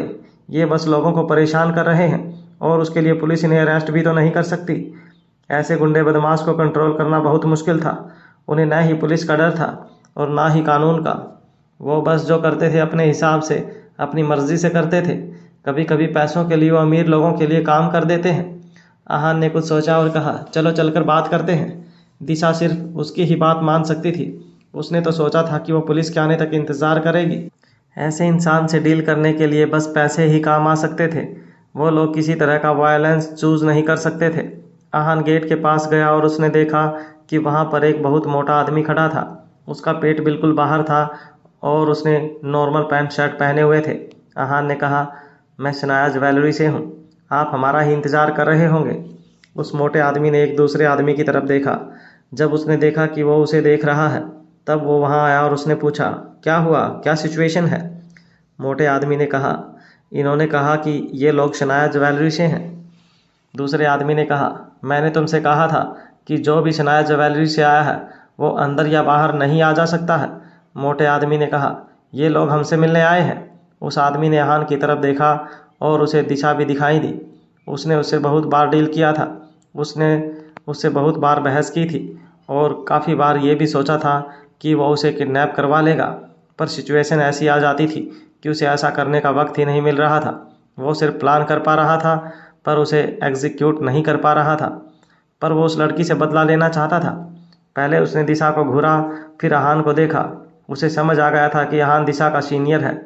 उसने आहान से कहा, क्या बात है, तुम यहाँ पर मुझे कंपनसेट करने के लिए आए हो क्या? आहान मुस्कुराया और उसने कहा, अपना तमाशा बंद करो और यहाँ से दफ़ा हो जाओ। अगर मुझे गुस्सा आ गया तो फिर कोई भी नहीं बच पाएगा। वो आदमी एक बार के लिए हैरान हो गया, पर फिर ज़ोर ज़ोर से हंसने लगा। ऐसा लग रहा था जैसे उसने कोई बहुत बड़ा जोक सुन लिया हो। उसने कहा, तेरे ऊपर का माला ख़राब हो गया है क्या? तेरे जैसा इंसान मेरा क्या ही बिगाड़ लेगा। मुझे नहीं लगता कि तू बहुत स्ट्रांग हो। दिशा ने जब आहान की बात सुनी तब वो भी बहुत हैरान थी। आहान जो इतनी देर से बहुत प्यार से बात कर रहा था, वो भला ऐसी बात क्यों बोल रहा था, ये दिशा को समझ नहीं आ रहा था। आहान ऐसे स्माइल कर रहा था जैसे वो उसकी बात से सहमत था। उसने कहा, हम पहली बार मिले हैं। मेरा नाम आहान रायज़ादा है और आप ऐसा समझ सकते हैं कि मैं इस कंपनी का मालिक हूँ। क्या हम दोस्त बन सकते हैं? इतना कहने के बाद आहान ने अपना हाथ आगे बढ़ा दिया। आहान ने ऐसा क्यों किया? वो उन लोगों से दोस्ती क्यों करना चाहता है जो वहाँ पर प्रॉब्लम क्रिएट कर रहे हैं? हेलो गाइस, हमारे यूट्यूब चैनल पर आपका स्वागत है। अगर आपको वीडियोस पसंद आ रही हैं तो प्लीज़ लाइक करें, कमेंट करें और शेयर करें। अगर आपने चैनल को अभी तक सब्सक्राइब नहीं किया है तो प्लीज़ चैनल को सब्सक्राइब करें। आहान की तरफ से दोस्ती का हाथ बढ़ता हुआ देखकर वो आदमी हैरान हो गया था। वो आहान को सबक सिखाना चाहता था, इसलिए उसने कहा, दोस्ती? मैं तुझसे दोस्ती कर तो सकता हूँ, पर फिर भी तुझे मुझे सर बोलना पड़ेगा। तेरे जैसा लो लेवल इंसान मुझे मेरे नाम से बुलाइए मैं बर्दाश्त नहीं करूँगा। मुझे विकास भंसाली सर ही कहकर बुलाना। इतना कहने के बाद उसने अहान से हाथ मिलाया और उसे ज़ोर से दबाया।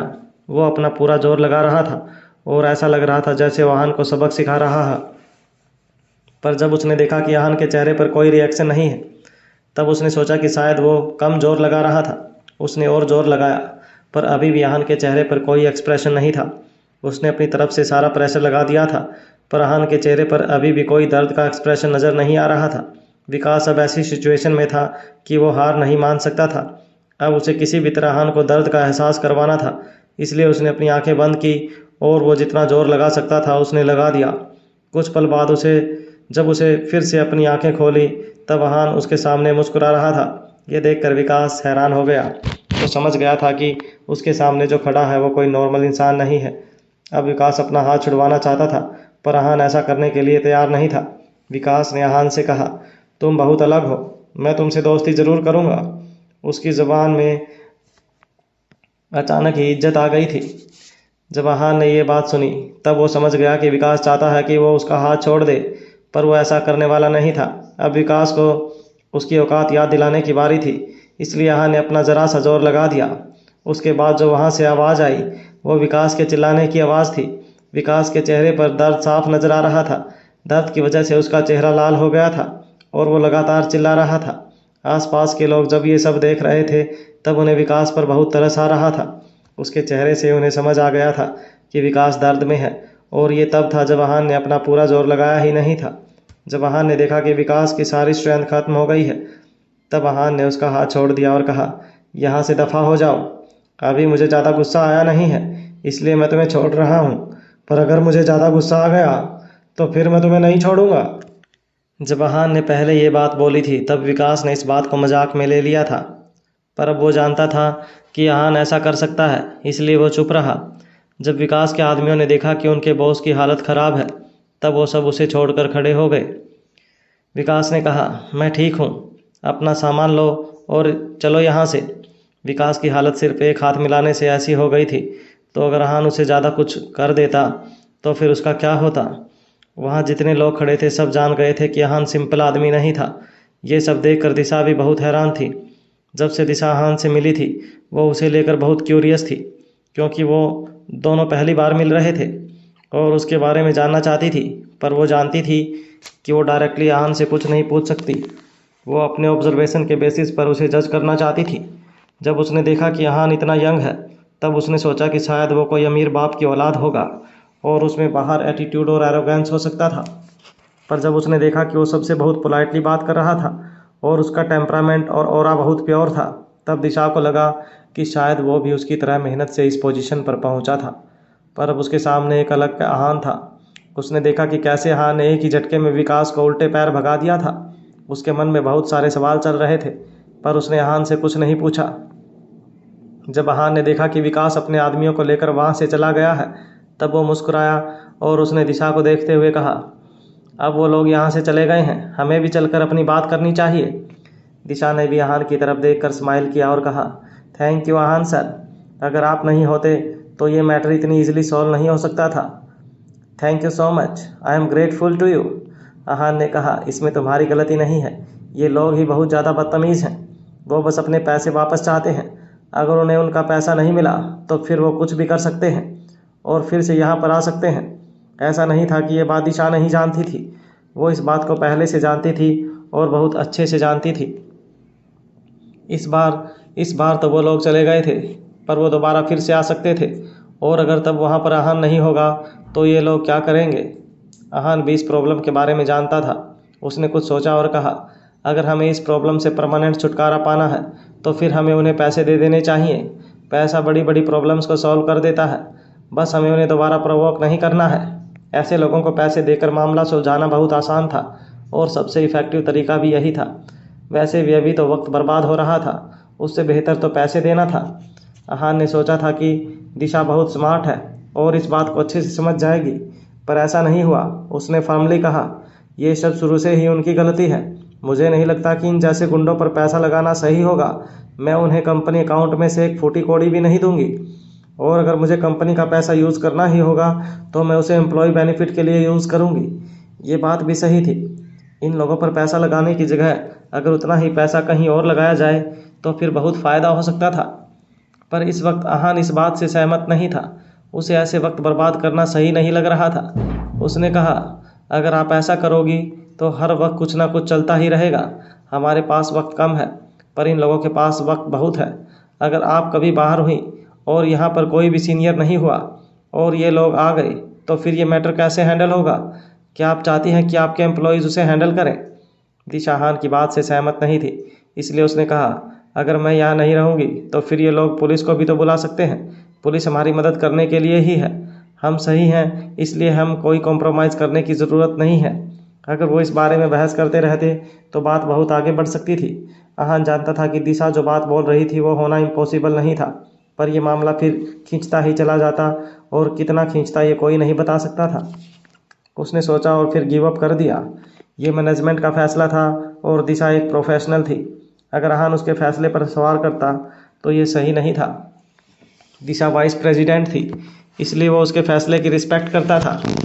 उसने कहा, ठीक है, ये बस मेरा ओपिनियन था। आगे आपको जो ठीक लगे आप वो कर सकती हैं। आखिर ये कंपनी आपको सौंपी गई है। आहान का ऑरा बहुत नॉर्मल था और वो दिशा को देखकर मुस्कुरा रहा था, जैसे अभी उन दोनों के बीच में छोटा सा आर्गुमेंट हुआ ही नहीं था। ये देखकर दिशा हैरान हो गई, क्योंकि उसे लगा था कि आहान शायद इसके बारे में शनाया को बोलेगा और उसे धमकाने की कोशिश करेगा, पर ऐसा नहीं हुआ। वो बस बहुत कैजुअली दिशा की बात मान गया था, जिसकी वजह से उसे बहुत अजीब लग रहा था। आहान के लिए मैटर इम्पोर्टेंट नहीं था। वो जानता था कि अगर कुछ बड़ा हुआ तो वो हैंडल कर सकता है। आहान ने ज़्यादा नहीं सोचा और लिफ्ट की तरफ चला गया। इस वक्त उनके साथ एचआर डिपार्टमेंट का मैनेजर आया था। वो आहान को देखकर हैरान था। वो समझ गया था कि आहान कोई ऑर्डिनरी इंसान नहीं है। वो चुपचाप दिशा के पास आया और उसने पूछा, दिशा मैम, ये कौन है? ये इतने अलग और एक्स्ट्रा ऑर्डिनरी क्यों लग रहे हैं? दिशा अब तक हैरान थी। उसने कहा, ये CEO आहान रायज़ादा हैं, जिनके बारे में मुझे सनाया मैम ने बताया था। इसके आगे मुझे कुछ भी नहीं पता। मैनेजर बड़बड़ाया, अच्छा, तो सनाया मैम ने इन्हें भेजा है, इसलिए इतने अजीब और एक्स्ट्रा ऑर्डिनरी लग रहे हैं। उसे समझ नहीं आ रहा था कि उसने ये बात क्यों बोली थी। अचानक से दिशा को याद आया कि उसने ये सब बातें मैनेजर को बस ऐसे ही बता दी थी। उसने तुरंत कहा, तुम यहाँ खड़े खड़े बातें क्या कर रहे हो? अंदर जाकर काम नहीं करना है? मैनेजर का चेहरा उतर गया। वो समझ गया था कि वो आहान के बारे में जानने के लिए इतना बेचैन है, जो दिशा को अच्छा नहीं लग रहा है। दिशा को तो वो हैंडल कर सकता था, पर अब उसके साथ आहान भी था। वो उसे नाराज़ नहीं करना चाहता था। उसने दिशा से पूछा, आहान सर नाराज़ तो नहीं है ना? दिशा ने कहा, आहान सर का टेम्परामेंट बहुत अच्छा है। उन्होंने अभी तक उसके बारे में कोई बात नहीं की है, पर इसका मतलब ये नहीं है कि तुम रिलैक्स हो जाओ। कोई और सीनियर तुम्हें कुछ भी कह सकता है। जब मैनेजर ने सुना ही आहान गुस्सा नहीं है, तब उसे लगा कि घबराने वाली कोई बात नहीं है। दिशा का नेचर बहुत फ्रेंडली था और वो सबका बहुत अच्छे से ट्रीट करती थी। वो बहुत ज़्यादा रिलैक्स नहीं हुआ और उसने कहा, आई नो मैम, मैं ध्यान रखूँगा। दिशा उसे देखकर स्माइल कर रही थी। इस कंपनी का एनवायरनमेंट ऐसा था कि सब आपस में अच्छे से बात करते थे। वहाँ का कल्चर और वर्क लाइफ बैलेंस बहुत अच्छे से मैनेज था, इसलिए उन्हें हाई इंटेंसिटी मैनेजमेंट की ज़रूरत नहीं थी। इस वक्त आहान लिफ्ट में जाने ही वाला था, तभी उसने देखा कि दिशा और मैनेजर वहीं पर खड़े थे और अब तक वहाँ नहीं आए थे। जब उसने उस दोनों की तरफ देखा तब वो भागते हुए लिफ्ट के पास आ गए। ऑफिस पहुंचने के बाद आहान और दिशा गोल्ड के बारे में अपनी डिस्कशन करने लगे। आहान सिर्फ उनकी मदद से अपना प्रॉफिट डबल करना चाहता था, इसलिए उसने शनाया से बात की थी और एक ज्वेलरी कंपनी तैयार करने के लिए कहा था। पर आहान ने मैनेजमेंट में इंटरफियर नहीं किया था। उसने बस दिशा के सामने अपना ओपिनियन रखा था। जब अंदर ये लोग आपस में बात कर रहे थे, तब बाहर भी आहान के बारे में डिस्कशन चल रहा था। सब उसी के बारे में बात कर रहे थे। वहाँ पर HR मैनेजर भी एक ग्रुप के साथ बात कर रहा था। उसने कहा, अगर आहान सर नहीं होते तो ये मामला इतनी आसानी से सॉल्व नहीं हो सकता था।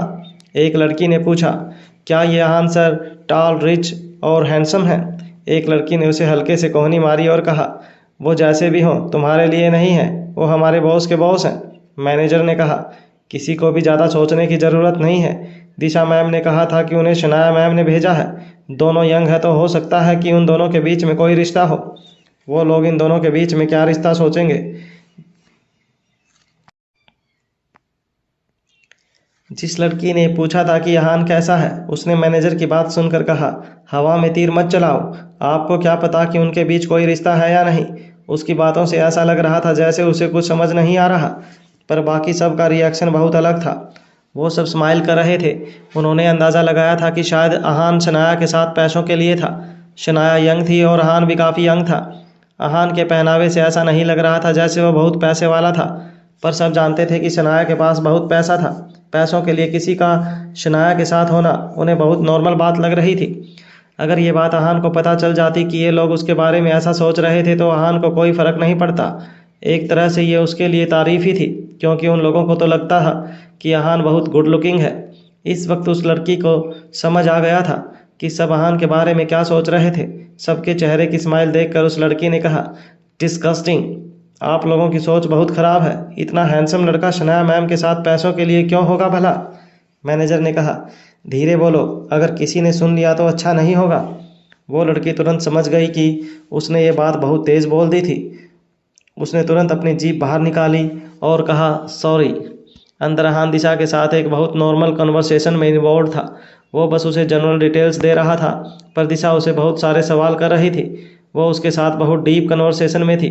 वो उससे रिक्वायरमेंट, प्रोजेक्ट्स, मार्केट प्राइस और ऐसे सब टॉपिक्स डिस्कस कर रही थी। डिस्कशन करते करते दोपहर हो गई थी।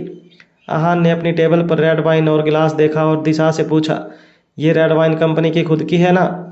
इसका टेस्ट काफ़ी अच्छा है। जब दिशा पहले रूम में आई थी तब उसने रेड वाइन वहाँ देखी थी और सोचा था कि अहान सुबह सुबह वाइन क्यों पी रहा है, पर उसके हाथ में कॉफ़ी देखकर वो समझ गई थी कि वो वहाँ पर बस ऐसे ही रखी हुई थी। दिशा ने कहा, नहीं, ये कंपनी के एक पार्टनर की है और उसने हमें गिफ्ट की थी। ये आज रात के डिनर के लिए थी। ये सुनकर अहान चौंक गया। उसे नहीं लगा था कि जो वाइन उसने पहले ही टेस्ट कर ली थी वो आज रात के डिनर के लिए थी। उसने कहा, सॉरी, मुझे नहीं पता था कि आज रात के डिनर के लिए है। ये यहाँ पर रखी हुई थी इसलिए मैंने पीकर ट्राई कर ली। दिशा जानती थी कि ऐसा करने के लिए वो सिर्फ माफ़ी ही मांग सकता था। उसने स्माइल किया और कहा, ये बस एक वाइन बोतल ही तो है, कोई कीमती चीज़ तो नहीं है। अहान भी मुस्कुराने लगा। उसने भी सोचा कि शायद वो इसके बारे में ज़्यादा ही सोच रहा था। उसने कहा, अगर ऐसा है तो बस अब मैं आपको और डिस्टर्ब नहीं करूँगा, प्लीज़ कैरी ऑन। दिशा ने कुछ सोचा और कहा, अहान सर, आप नहीं चलेंगे? ये बस कंपनी के कुछ लोगों का डिनर है, आप भी सबसे मिल लेंगे। अहान ने कहा, मैं वहाँ पर किसी को जानता नहीं हूँ, इसलिए मैं कैसे चल सकता हूँ। अगर उन्होंने किसी नए बॉस को अपने सामने देख लिया तो फिर वो अनकम्फर्टेबल हो जाएंगे। मैं सबका फन स्पॉइल नहीं करना चाहता। दिशा अहान को ज़्यादा फोर्स नहीं कर सकती थी। उसके दिमाग में तो अहान का अच्छा इंप्रेशन था, पर वो नहीं जानती थी कि बाकी लोग कैसे रिएक्ट करेंगे। अहान ने कहा, अगली बार जब मैं आऊँगा तब सामान का डिस्कशन करेंगे।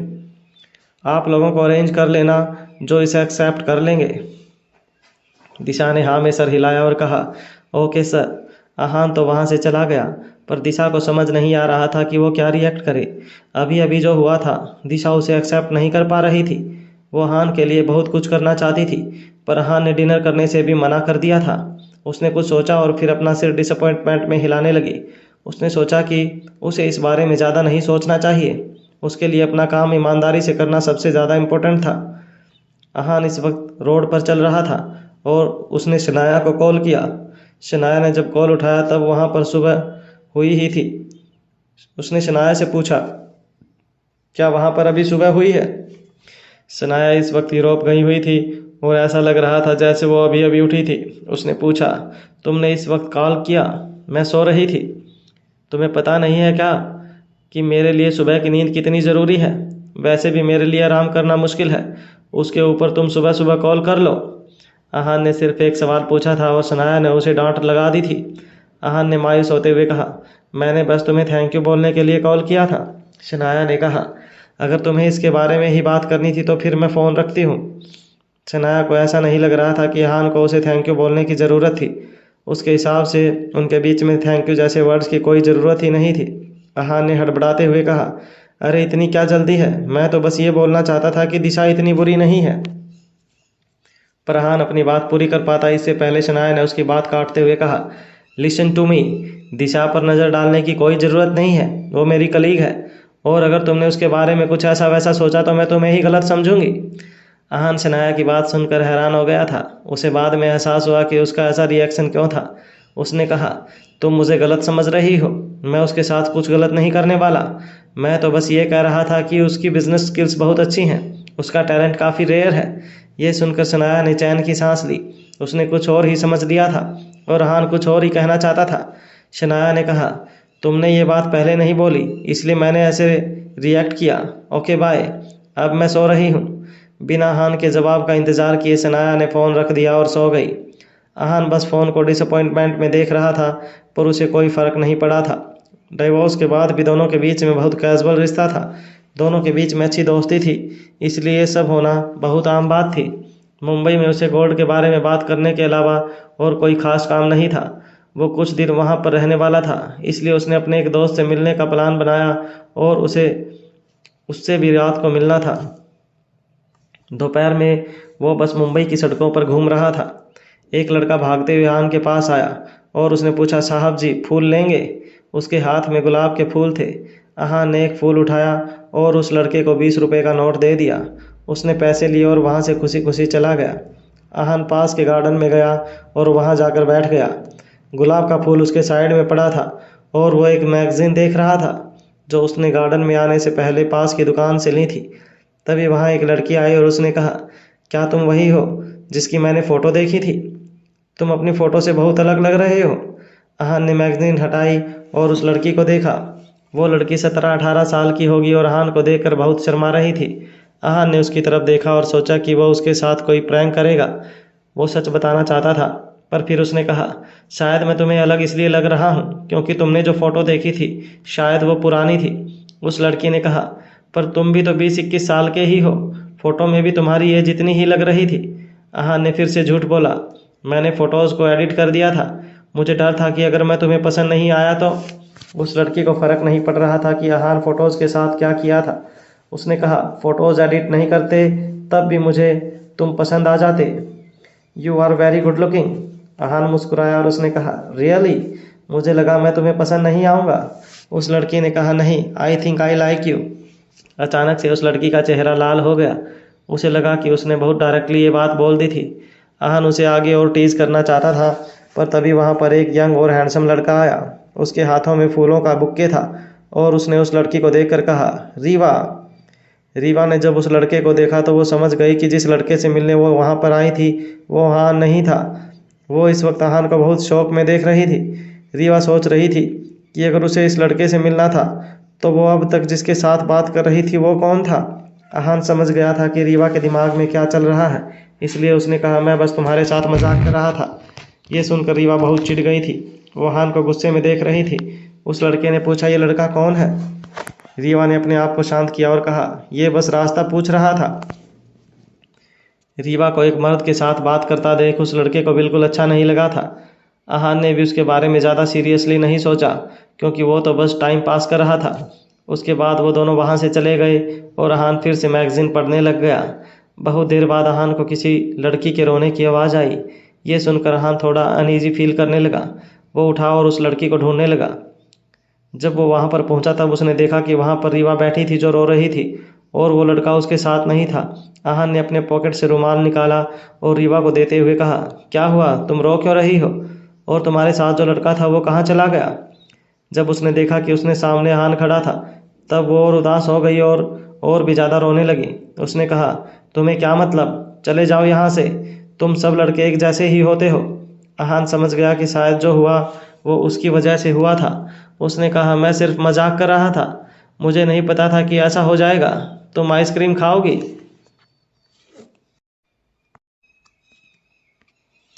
वो लड़की अभी भी रो रही थी। अहान समझ गया था कि उस लड़के ने ही उसे रुलाया होगा, पर वो नहीं जानता था कि उन दोनों के बीच में क्या हुआ था। पर अहान ने ज़्यादा सवाल नहीं किया और उसने रीवा से कहा, तुम यहीं रुको, मैं अभी आता हूँ, यहाँ से कहीं जाना मत। इतना बोलकर उसने रीवा को देखा। उसने कुछ कहा तो नहीं था, पर अहान समझ गया था कि वो वहाँ से कहीं नहीं जाएगी। अहान जल्दी से गया और 2 आइसक्रीम कोन ले आया।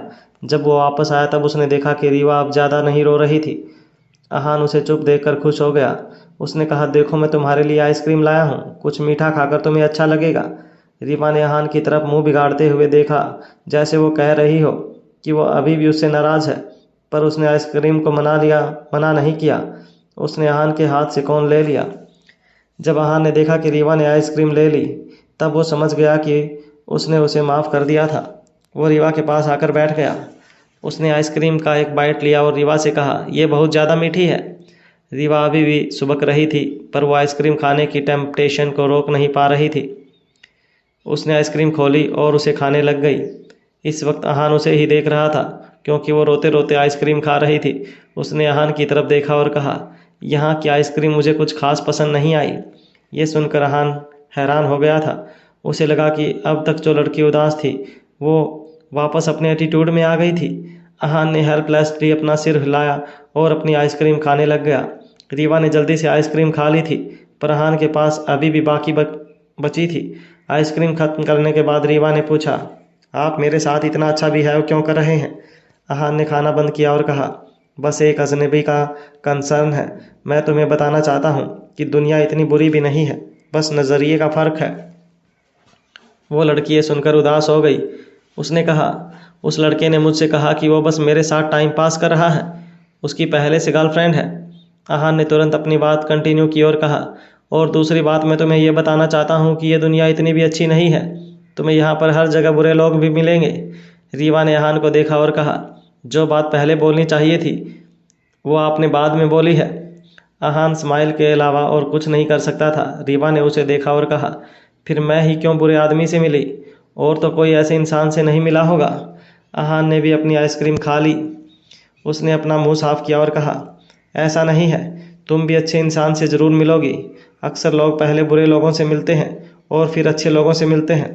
बस सब कुछ बहुत अलग अलग वक्त पर होता है। रीवा को समझ नहीं आ रहा था कि अहान क्या कह रहा था, पर उसने आगे अहान से कोई बात नहीं की। आइसक्रीम की वजह से उसका मूड काफ़ी अच्छा हो गया था। उसने अहान से कहा, मिस्टर अजनबी थैंक यू, अब मैं चलती हूँ, अंधेरा होने से पहले मुझे घर पहुँचना है। अहान ने कहा, ओके, अपना ख्याल रखना। जब रीवा वहाँ से चली गई तब अहान को भी लगा कि उसे भी अपने दोस्त से मिलने के लिए चले जाना चाहिए। मुंबई इंडिया की फाइनेंशियल कैपिटल थी। वहाँ पर बहुत सारे बड़े बिजनेसमैन और बड़े बड़े लोग रहते थे। जब तक पैसा था वहाँ पर कुछ भी हो सकता था।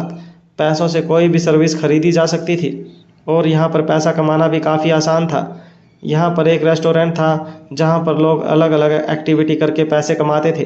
अहान को हमेशा से ये बहुत अजीब लगता था, पर आज वो खुद ऐसी ही जगह पर आया था। उसे कभी समझ नहीं आया था कि लोगों को अलग अलग चीज़ें देखकर खाने में क्या मज़ा आता था। अहान मुंबई के सबसे हाई फाई रेस्टोरेंट में पहुंच गया था। जब वो उसके टॉप फ्लोर पर पहुंचा तब उसे किसी ने नहीं रोका। उसके सिंपल कपड़े देखने के बाद भी गार्ड ने उससे कोई सवाल नहीं किया, बल्कि कहा, वेलकम सर। अहान ने गार्ड को बताया कि उनका रिजर्वेशन था। जब उसने नाम बताया तब वेटर उसे एक प्राइवेट रूम में ले गया। ये रेस्टोरेंट बहुत बड़ा था और यहाँ से मुंबई का काफ़ी अच्छा व्यू नज़र आ रहा था। वहाँ पर इस वक्त बहुत ज़्यादा रश था और लोग इंतज़ार कर रहे थे। रिजर्वेशन की वजह से अहान पहले ही अपनी टेबल पर बैठ गया और उसे वेट करना नहीं पड़ा। वहाँ पर अहान का दोस्त बैठा था, पर वो बाहर देख रहा था, इसलिए उसने उस पर ध्यान नहीं दिया। अहान ने टेबल बजाई और कहा, क्या सोच रहे हो? उस आदमी ने अहान को देखा और एक्साइटमेंट में कहा, long time no see. Ahaan ने कहा, right right, long time no see. कैसे हो तुम? मुझे मिस किया तुमने? उस लड़के ने कहा, हाँ बिल्कुल। जो आदमी अहान के सामने बैठा था उसका नाम कपीश जौहर था। वो जौहर फैमिली का बेटा था, जो मुंबई की लोकल फैमिली थी। वो भले ही जौहर फैमिली का बेटा था, पर अभी पूरी जौहर फैमिली उसके कंट्रोल में थी। वो एक तरह से उनका हेड था, पर वो अहान से बहुत अलग था।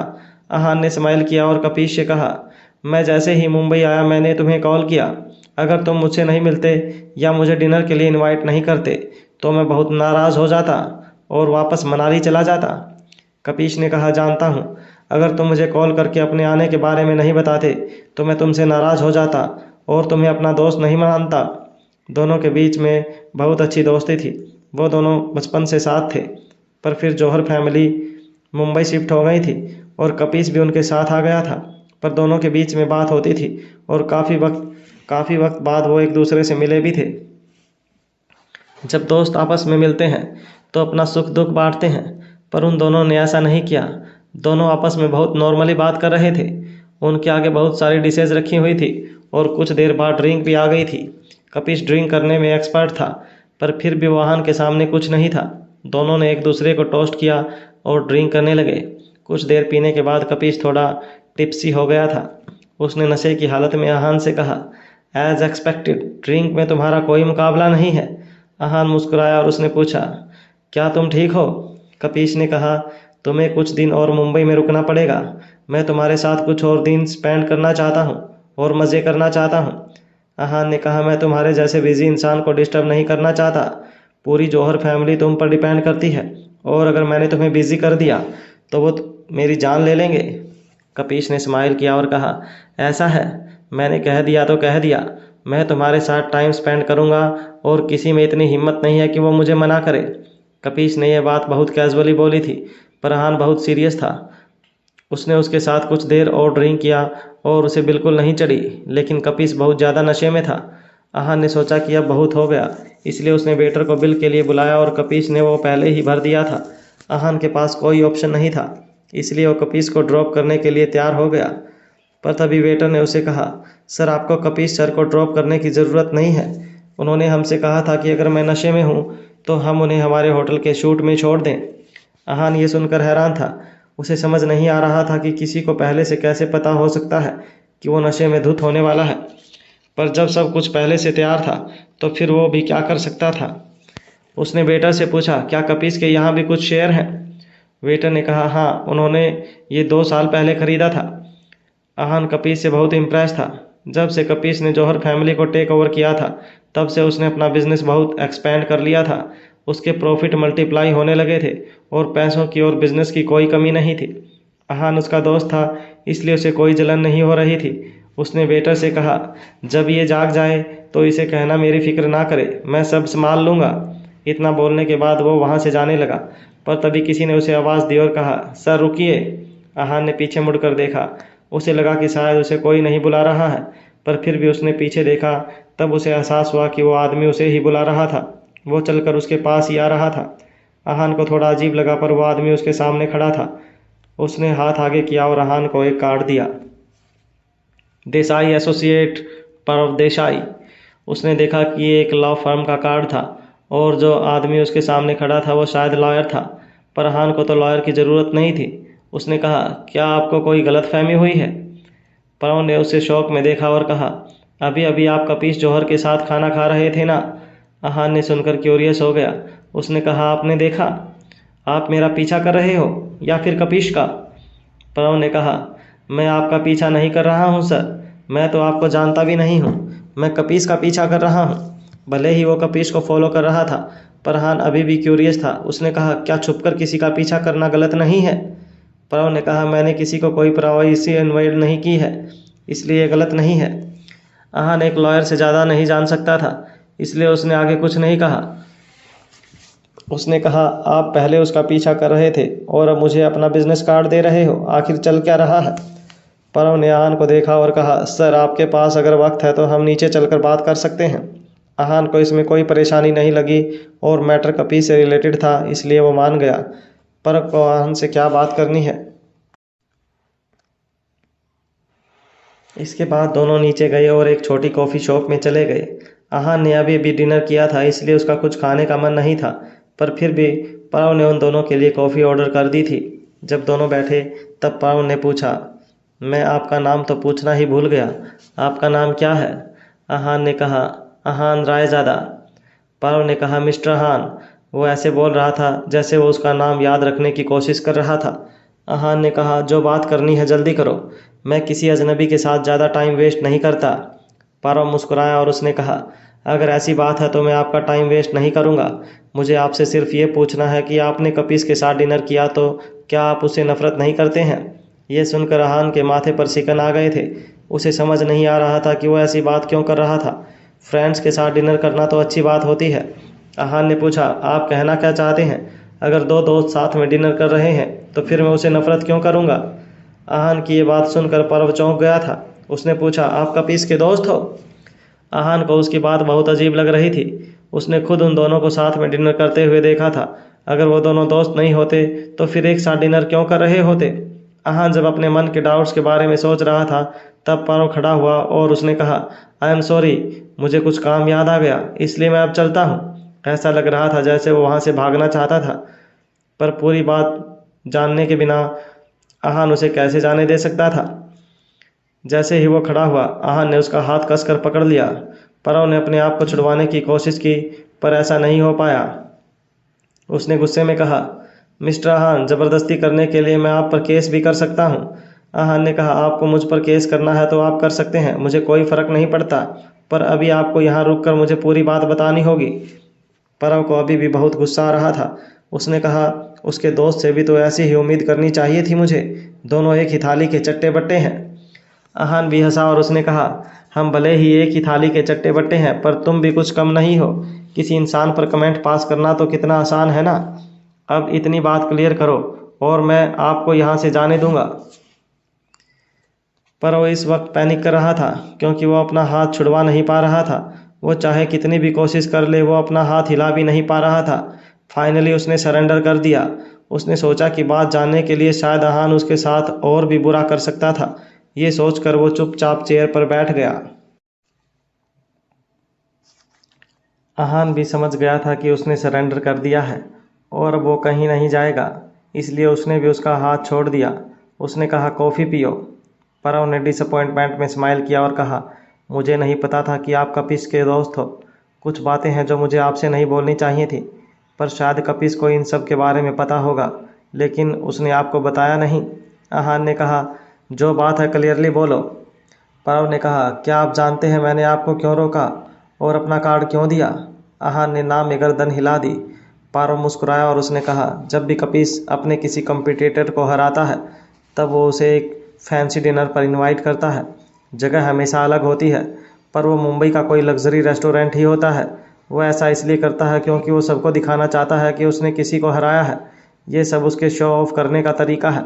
आहान ने कुछ सोचा और कहा, अच्छा, इसलिए जब आपने मुझे उसके साथ डिनर करते हुए देखा तो आपको लगा कि मैं कोई उसका कॉम्पिटिटर हूँ जिसे उसने हराया है। परव ने हाँ में गर्दन हिला दी और कहा, हाँ, मैंने ऐसा ही सोचा था। आहान अब समझ गया था कि उसे कोई गलतफहमी हुई थी, पर उसे समझ नहीं आ रहा था कि वो उससे मिलना क्यों चाहता था। उसने क्यूरियसली पूछा, पर आपने मुझे अपना बिजनेस कार्ड क्यों दिया, उसका क्या मतलब है। परव थोड़ा सरप्राइज था। उसने कहा, शायद आप अपने दोस्त के बारे में कुछ नहीं जानते हैं। आपका दोस्त अपने कॉम्पिटिटर्स को सिर्फ बिजनेस में ही नहीं हराता, वो हर तरह के ट्रिक्स यूज़ करके उन्हें हराता है। आहान और कपीस अच्छे दोस्त थे। वो बिजनेस में क्या करता था उससे उसे कोई मतलब नहीं था, पर उसने कभी कोई ऐसा काम नहीं किया था जिससे आहान को कोई तकलीफ पहुंची हो। कपीस क्या करता था उससे उसे कोई लेना देना नहीं था, पर आहान बहुत बार इस बारे में सोचता था कि कपीस ने अपना बिजनेस इतनी जल्दी कैसे एक्सपेंड कर लिया था। वो इसके बारे में सोचता ज़रूर था, पर कभी भी उसने इसके बारे में पता करने की या फिर इन्वेस्टिगेट करने की कोशिश नहीं की थी। पर परव की बातें सुनकर अब उसे लग रहा था कि वो उसके सवालों के जवाब दे सकता था। उसने कहा, उसके साथ डिनर करते देख आपको लगा कि उसने मेरे साथ भी कुछ गलत किया है और मुझे शायद लॉयर की ज़रूरत पड़ेगी, इसलिए आप मेरे पास आए। परव ने कहा, हाँ, मुझे लगा शायद आप उस पर केस करना चाहें। सब कुछ समझने के बाद आहान जान गया था कि ये सब क्यों हुआ था। वो अब कड़ी से कड़ी जोड़ पा रहा था। कुछ सोचने के बाद उसने कहा, ठीक है, अब आप यहाँ से जा सकते हो। पर वहाँ से उठा और चुपचाप चला गया। आहान उसे वहाँ से जाते हुए देख रहा था। उसके जाने के बाद आहान कपीस के बारे में सोचने लगा। वो दोनों दोस्त थे, पर क्या उसे ऐसे इंसान के साथ दोस्ती रखनी चाहिए थी जो ऐसा काम करता था। अगर फ्यूचर में कोई प्रॉब्लम आई तो दोस्त होने के नाते वो उसकी मदद करेगा या फिर सही का साथ देगा। अगर लोगों ने उसके कपीस के खिलाफ मदद मांगी तो वो क्या करेगा। आहान इसके बारे में सोच रहा था और उसे लग रहा था जो हो रहा था अच्छा नहीं हो रहा था, पर इस वक्त उसके पास कंक्लूजन नहीं था। वो क्या करना चाहता था और क्या करेगा ये वो नहीं जानता था। आहान ने देखा कि बाहर बहुत अंधेरा हो चुका है, इसलिए वो वहाँ से निकल गया। अगली सुबह आहान के पास कपीस का कॉल आया।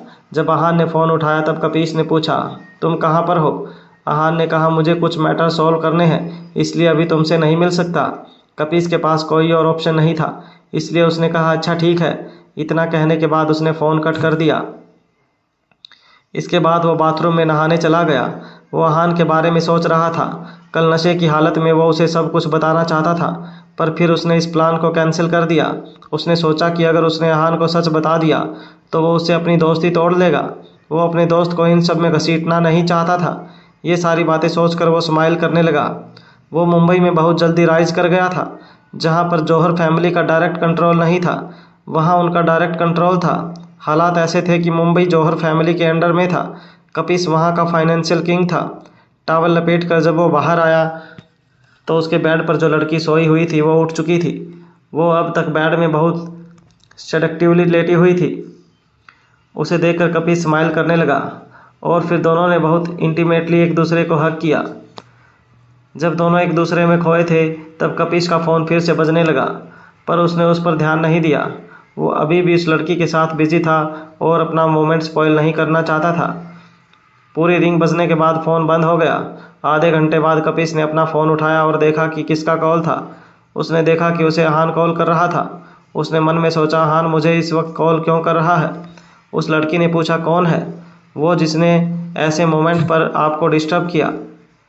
कपिस ने कहा, कोई नहीं, बस एक पुराना दोस्त है। उस लड़की को अपनी हद पता थी, इसलिए उसने आगे इस बारे में कोई बात नहीं की।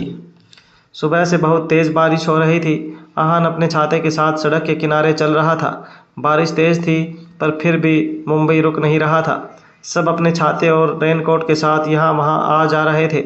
सुबह का वक्त था, इसलिए सबको अपने काम पर पहुँचने की जल्दी थी। कपिस ने आहान का फ़ोन नहीं उठाया था, पर उसने इसके बारे में इतना नहीं सोचा। उसने सोचा कि उसने सुना नहीं होगा या फिर वो कहीं बिजी होगा। बारिश धीरे धीरे तेज़ हो रही थी और सब अपने रंग बिरंगे रेनकोट में अम्ब्रेला के साथ थे। आहान एक पार्क में आ गया। वहाँ पर ज़्यादा लोग नहीं थे, पर एक कपल बैठा हुआ था जो एक दूसरे में खोए हुए थे।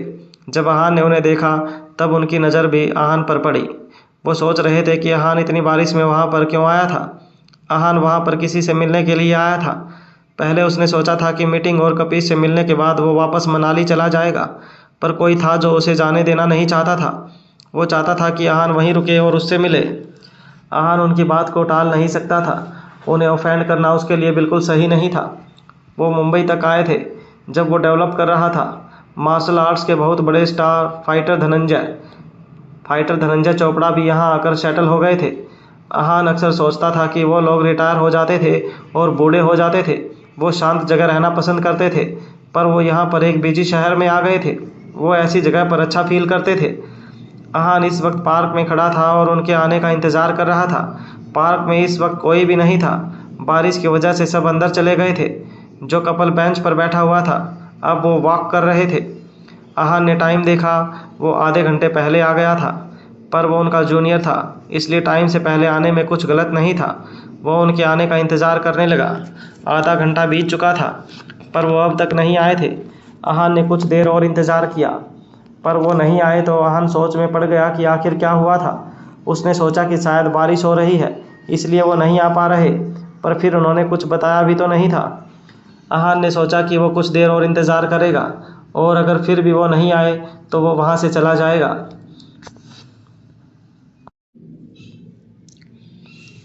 बहुत वक्त बीत गया था, पर जो आहान से मिलने आने वाले थे वो अब तक नहीं आए थे। थक कर जब आहान वापस जाने लगा तो उसने देखा कि कोई आ रहा है। उनके साथ एक लेडी भी थी जिसने उनका छाता पकड़ा हुआ था। उसने ब्लैक कलर के कपड़े पहने हुए थे और बालों को एक हाई पोनी में बांधा हुआ था। आहान ने जब उन्हें आते हुए देखा तो उसका सारा गुस्सा और नाराज़गी खत्म हो गई। उसके चेहरे पर स्माइल आ गई और वो पानी में छप छप करते भागते हुए उनकी तरफ जाने लगा। उसने उस लड़की की तरफ ज़्यादा ध्यान नहीं दिया। उसके लिए इस वक्त उस बूढ़े आदमी से मिलना ज़रूरी था जिनकी उम्र 80 साल से ऊपर की थी। वो एक ग्रैंड मास्टर थे और उनका ऑरा बहुत अलग था। आहान ने उन्हें जूनियर सैल्यूट किया, जैसे हर मार्शल आर्टिस्ट अपने गुरु को करता है। आहान उन्हें अपना गुरु मानता था। ग्रैंड मास्टर धनंजय ने कहा, इतना कॉम्प्लिकेटेड सैल्यूट करने की कोई ज़रूरत नहीं है। अब ये मॉडर्न दुनिया है, तुम मुझे नॉर्मली भी ग्रीट कर सकते हो। आहान ने अपनी गर्दन झुकाकर कहा, भले ही कैसा भी टाइम हो, एक स्टूडेंट को अपने एटिक्वेट नहीं भूलने चाहिए। उन्होंने देखा कि आहान बहुत सीरियस था। उन्होंने स्माइल किया और कहा, मैंने तुम्हें बहुत इंतज़ार करवाया है ना। ऐसा नहीं था कि मैं तुम्हें इंतज़ार करवाना चाहता था, बस बारिश की वजह से हम ट्रैफिक में फंस गए थे। मैं जितना जल्दी आने की कोशिश कर रहा था उतनी देर होती जा रही थी। इतना वक्त हो गया था, इसलिए मुझे लगा कि शायद तुम चले गए होंगे, पर तुम यहाँ इंतज़ार कर रहे हो। ये देखकर मुझे बहुत अच्छा लगा, वरना जैसा तुम्हारा टेम्पर है, मुझे लगा तुम गुस्से में चले गए होंगे। अहान भी मुस्कुराया और उसने कहा, सर आप मुझे अच्छे से समझते हैं। मुझे गुस्सा आ रहा था और मैं जाना भी चाहता था, पर फिर मैंने अपने आप को शांत किया और कुछ वक्त और इंतज़ार करने लगा। अगर आप थोड़ा और लेट आते तो शायद मैं आपको यहाँ पर नहीं मिलता। जब धनंजय ने यह बात सुनी तब वो और खुश हो गए। उन्होंने अहान से कहा, हा हा, तुम ऐसे क्यों हो? बस मैंने तुम्हारी थोड़ी सी तारीफ की और तुमने मेरे सामने सच बोल दिया। तुम्हारी सच्चाई देखकर मैं बहुत इम्प्रेस्ड हूँ। अहान भी मुस्कुरा रहा था। वह बहुत खुश था कि वो धनंजय को याद था और वह खुद उससे मिलना चाहते थे। अहान का शुरू से ही मुंबई में रहने का कोई मन नहीं था। वो उनसे मिलने के बारे में भी नहीं सोच रहा था, क्योंकि उन्होंने उसे मिलने से मना कर दिया था। पर आज जब वो मुंबई में था तब उन्होंने खुद उसे मिलने के लिए बुलाया था। वो तीनों एक साथ चल रहे थे और उस लड़की ने अभी भी धनंजय को बारिश से बचाया हुआ था, पर धनंजय ने अब तक उसका और अहान को इंट्रोडक्शन नहीं करवाया था। जब उन्होंने कुछ नहीं बताया तब अहान ने भी कुछ नहीं पूछा। बारिश अब धीरे हो गई थी। धनंजय ने कहा, तुम्हारा मार्शल आर्ट्स कहाँ तक पहुँचा? तुमने कोई प्रोग्रेस किया?